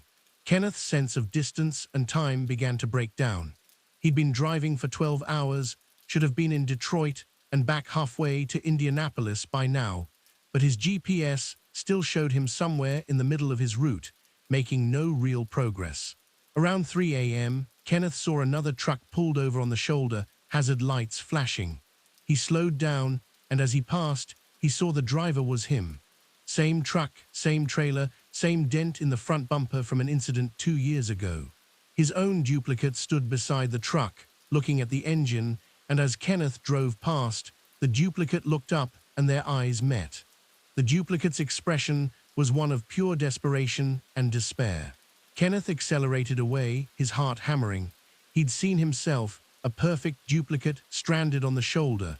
Was that his future, his past, another version of himself trapped in another loop of this impossible highway? He passed himself again and again at different points along the route. Sometimes his duplicate was driving in the opposite direction. Sometimes the duplicate was pulled over, checking the trailer, or standing by the roadside looking lost. Each time, Kenneth felt a jolt of terror and recognition. How many versions of himself were trapped on this highway? How many Kenneth Morrisons were driving endless duplicates of Interstate 69, unable to reach their destination or escape? As dawn broke, Kenneth noticed something new. The highway was beginning to degrade. The asphalt was cracking, developing potholes that hadn't been there before. The signs were fading, their text becoming illegible. The landmarks were losing detail, becoming simpler, more generic. The collapsed barn was now just a few boards arranged in a barn-like shape. The water tower was a cylinder with a faded basketball pattern that no longer looked much like a basketball. The duplication process was breaking down, Kenneth realized. The highway had copied itself too many times, each iteration losing fidelity like a photocopy of a photocopy. Soon there would be nothing but a vague impression of a highway, a suggestion of a route with no actual substance. Kenneth pulled over one more time, parked his truck, and got out. He walked away from the highway, across the grassy median, not sure where he was going, but knowing he couldn't stay on this degrading loop any longer. As he walked, the highway behind him seemed to shimmer and fade, like a mirage dissolving.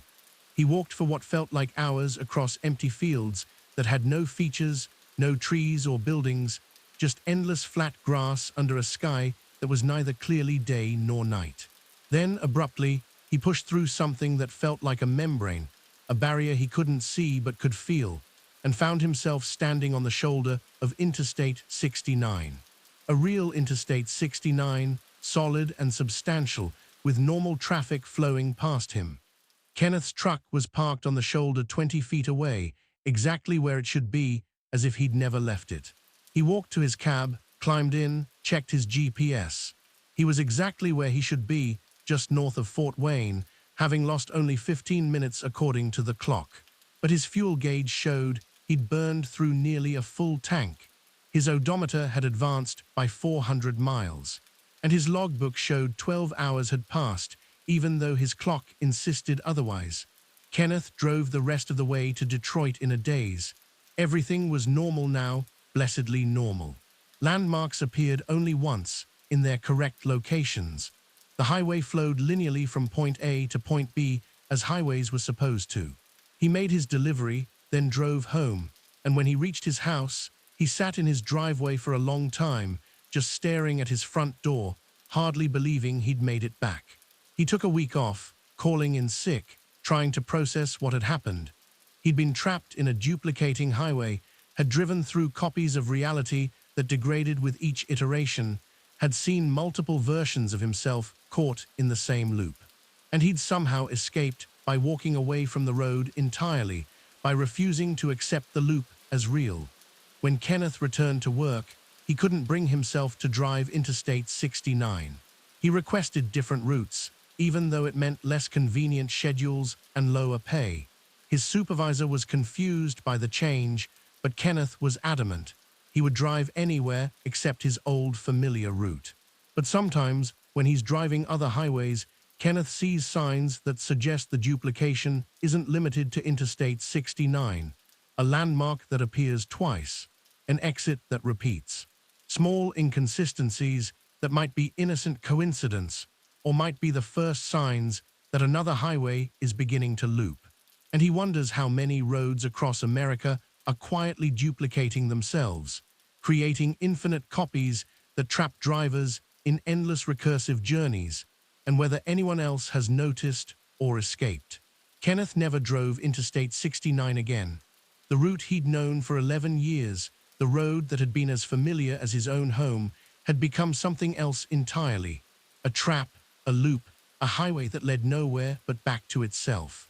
And sometimes, late at night, Kenneth wonders if there are still versions of himself out there, trapped in those degrading copies, driving forever through an increasingly abstract approximation of a road, never reaching Detroit, never escaping, just endlessly circling through duplicates of duplicates, until even the memory of where they were trying to go has faded into nothing. Story 9. The Delivery to Yesterday. Raymond Foster had been hauling time-sensitive freight for 26 years. specializing in express deliveries that required precise timing and absolute reliability. Medical samples that expired within hours, legal documents for court deadlines, prototype technology for product launches. Raymond had delivered them all, always on time, always exactly when promised. His reputation in the industry was impeccable. He understood time, respected deadlines, and structured his entire life around the precise measurement of minutes and hours. So when Raymond accepted a delivery in May of 2023 that required him to deliver a package yesterday, he thought it was a typo. It wasn't. The job came through a broker Raymond had never worked with before, a company called Temporal Logistics. The name alone should have been a warning, but the pay was extraordinary, 5 times his usual rate for a simple overnight delivery from Chicago to Milwaukee. The pickup location was a nondescript office building in downtown Chicago, and the delivery window was listed on his manifest as May 7, 2023, between 8 a.m. and 10 a.m. Raymond picked up the package on May 8th at 2 p.m. He stared at the manifest for a long time before calling the dispatcher. "There's an error on my paperwork. It says the delivery date is yesterday. I'm picking up today, the 8th. Did you mean the 9th? "No error," the dispatcher said, her voice perfectly calm. "Delivery date is the 7th. You'll understand when you start driving." Raymond wanted to refuse the job, but the money was too good, and his curiosity was piqued. What kind of company joked about delivering packages to yesterday? He signed the paperwork, loaded the package into his truck. It was surprisingly light, about the size of a shoebox, wrapped in silver paper that seemed to shimmer slightly, and headed toward Milwaukee. The first sign that something was wrong came about 20 minutes into the drive. Raymond was heading north on Interstate 94, listening to the news on the radio, when the broadcaster said something that made him do a double take. "Today is Monday, May 7th, 2023. Raymond checked his phone. It also said May 7th, but that was impossible. He'd checked the date that morning before he'd even left his apartment. It had definitely been May 8th. He'd paid particular attention because it was his daughter's birthday. He called his daughter, expecting to wish her a happy birthday, but she sounded confused. "Dad, my birthday's tomorrow. Why are you calling today?" "Today's the 8th, Raymond said. "Your birthday. It's the 7th, Dad. Are you feeling okay?" Raymond hung up and pulled over at a rest stop, his mind racing. He checked every source he could think of, his phone, his truck's GPS, websites on his laptop, even asking people at the rest stop what the date was. They all said May 7th. Either everyone was wrong, or Raymond had somehow traveled back in time by 24 hours. No, that was insane. Time travel wasn't real. There had to be another explanation. Maybe he'd gotten confused, had mixed up the dates somehow. Maybe yesterday had been the 7th, and today was actually the 8th, and everyone else was wrong. But that didn't make sense either. His daughter knew her own birthday. Raymond looked at the silver package, sitting in his passenger seat. The shimmer he'd noticed before was more pronounced now, the silver wrapping seeming to pulse with a rhythm that matched his heartbeat. He reached out to touch it, and his finger passed through the wrapping as if it weren't quite solid. But he could still see it, could still lift it, could feel some kind of resistance, even though the matter itself seemed to be partially out of phase with normal reality. "Temporal Logistics," Raymond muttered. Of course. The company's name was literal. They dealt with time-sensitive deliveries, but not in the normal sense. They dealt with actual time, with paradoxes and causality, with packages that needed to be delivered to moments that had already passed. Raymond should have turned around right then, should have returned the package and refused the job. But he was already in yesterday, somehow, and if he was going to be stuck in temporal paradoxes, he might as well get paid for it. He drove north toward Milwaukee, watching the date on every digital sign and billboard he passed, all of them confirming that it was May 7th. The delivery address was a research facility on the outskirts of Milwaukee, affiliated with the university. Raymond arrived at 9:15 a.m., well within the delivery window, and was met by a scientist named Dr. Yates, who didn't seem at all surprised to see him. Right on time, Dr. Yates said, accepting the package. Or should I say, right on yesterday? She smiled at her own joke. I sent this package to myself yesterday from today. Or rather, you picked it up today and delivered it yesterday, which means I received it today but sent it tomorrow. Time grammar is tricky. What is this? Raymond asked, gesturing at the package. What did I just deliver? The solution to a problem I was having, Dr. Yates said. I needed specific data to complete an experiment, but I wouldn't be able to generate that data until after I completed the experiment. Causal loop, very messy. So I completed the experiment using the data I sent myself from the future, generated the data as a result of completing the experiment, and sent it back to the moment I needed it. You were the courier for the backwards leg of the loop. Raymond's head hurt. That's not possible. That's a paradox. Not a paradox, just complex causality. The package exists because you delivered it, and you delivered it because I'll send it tomorrow, and I'll send it tomorrow because I received it today. It's a stable time loop. No paradox, just a circle. But I traveled back in time. I went from May 8th to May 7th. Dr. Yates shook her head. You didn't travel through time. You traveled through space while carrying an object that was moving backwards through time. The object pulled you into its temporal reference frame. From your perspective, it felt like you moved back a day. From the universe's perspective, you're still moving forward normally. You've just temporarily synced your personal timeline with the package's timeline. So what happens now? Do I snap back to today, to tomorrow? You'll gradually resync with normal causality over the next few hours.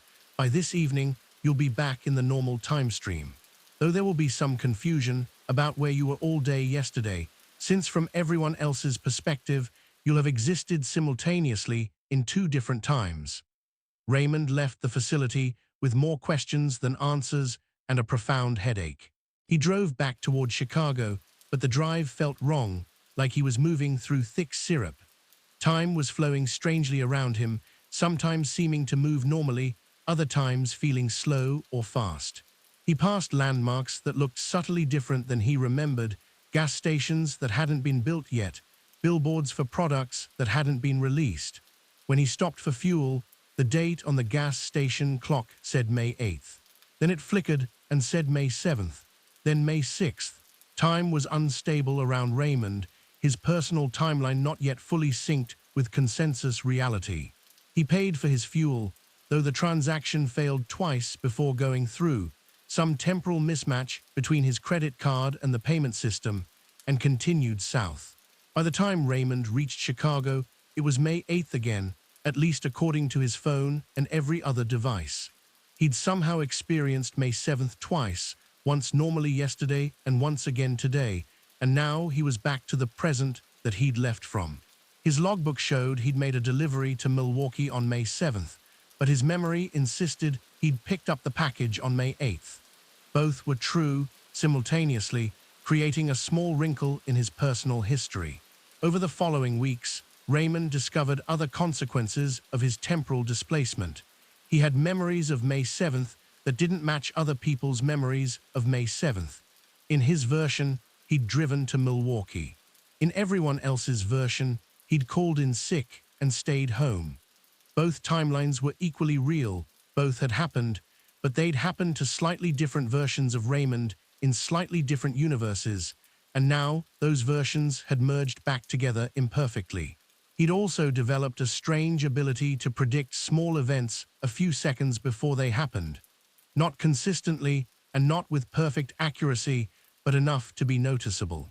He'd know that a traffic light was about to change just before it did. He'd swerve to avoid potholes before he could see them.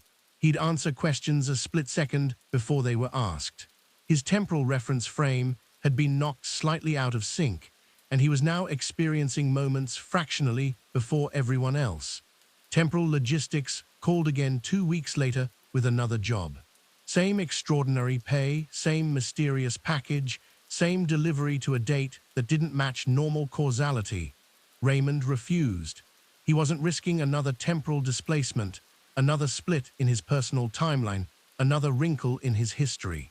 Once was enough, but refusing the job didn't make the company go away. Over the following months, Raymond saw more evidence of temporal logistics operations. Delivery trucks with the company's logo always seeming to be in two places at once. Drivers whose faces were blurred and indistinct, as if they were moving through time at different speeds than normal reality. He realized there was an entire shadow freight industry dedicated to temporal deliveries, packages and cargo that needed to arrive before they were sent, materials delivered to moments that had already passed or hadn't happened yet. Raymond started researching temporal mechanics, trying to understand what he'd experienced. He found scattered scientific papers about closed time-like curves, stable time loops, the possibility of sending information backwards through time under certain quantum conditions. Most of it was theoretical, but some researchers were clearly working on practical applications. Dr. Yates, he discovered, was one of the leading researchers in the field, conducting experiments that required data from the future to complete. He also found stories from other drivers, posted anonymously on obscure forums, describing experiences similar to his own. Deliveries with impossible deadlines, packages that seemed to exist in multiple times simultaneously, trips that somehow completed before they started. An entire community of drivers who'd been pulled into temporal work, who delivered packages to yesterday or tomorrow or last week, who lived with split timelines and unstable memories. Some of the stories had dark endings. Drivers who'd made too many temporal deliveries and become unstuck in time, experiencing their lives non-linearly, aging backwards or forwards unpredictably. Drivers who delivered packages to moments they'd already lived through and met themselves, creating paradoxes that resolved in disturbing ways. Drivers who'd simply vanished, lost somewhere in the gaps between moments, unable to sync back to any consensus timeline. Raymond realized he'd been lucky. His single temporal delivery had caused only minor displacement, a few wrinkles in his timeline that were uncomfortable but not catastrophic. If he'd accepted that second job, who knows what might have happened, how far out of sync he might have become, how fractured his personal history might have grown.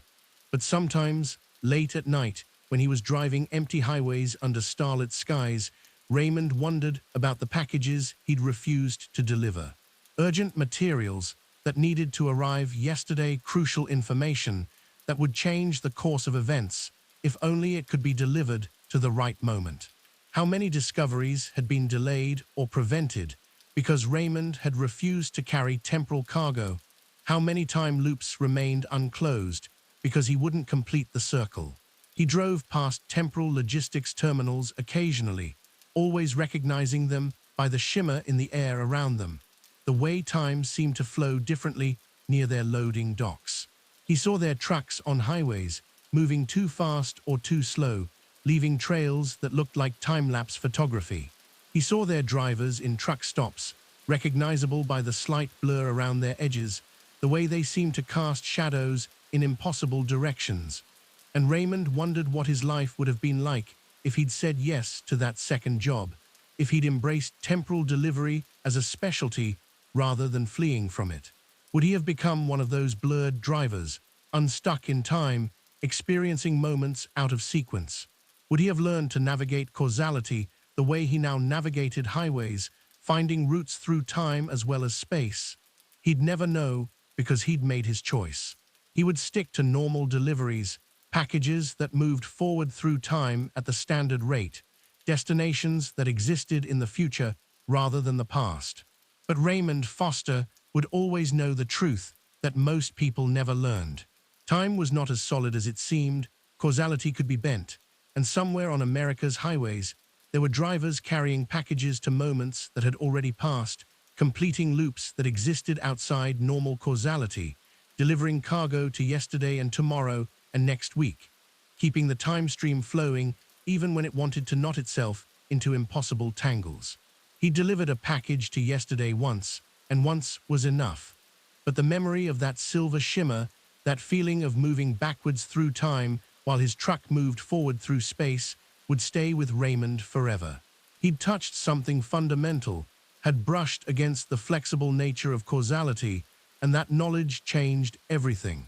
Time, he now knew, was just another dimension to navigate, another highway to travel, and somewhere out there, drivers were making deliveries that hadn't been sent yet, completing routes that looped back on themselves, hauling cargo across temporal distances that made physical miles meaningless. Raymond Foster would never be one of those drivers, but he'd always know they existed, and on quiet nights when he was driving through darkness toward dawn, he'd think about them and wonder which direction they were traveling through time, and whether any of them would ever find their way back to the moment they'd started from, or if they were doomed to drive forever through an infinite series of yesterdays and tomorrows, never quite sinking back to today.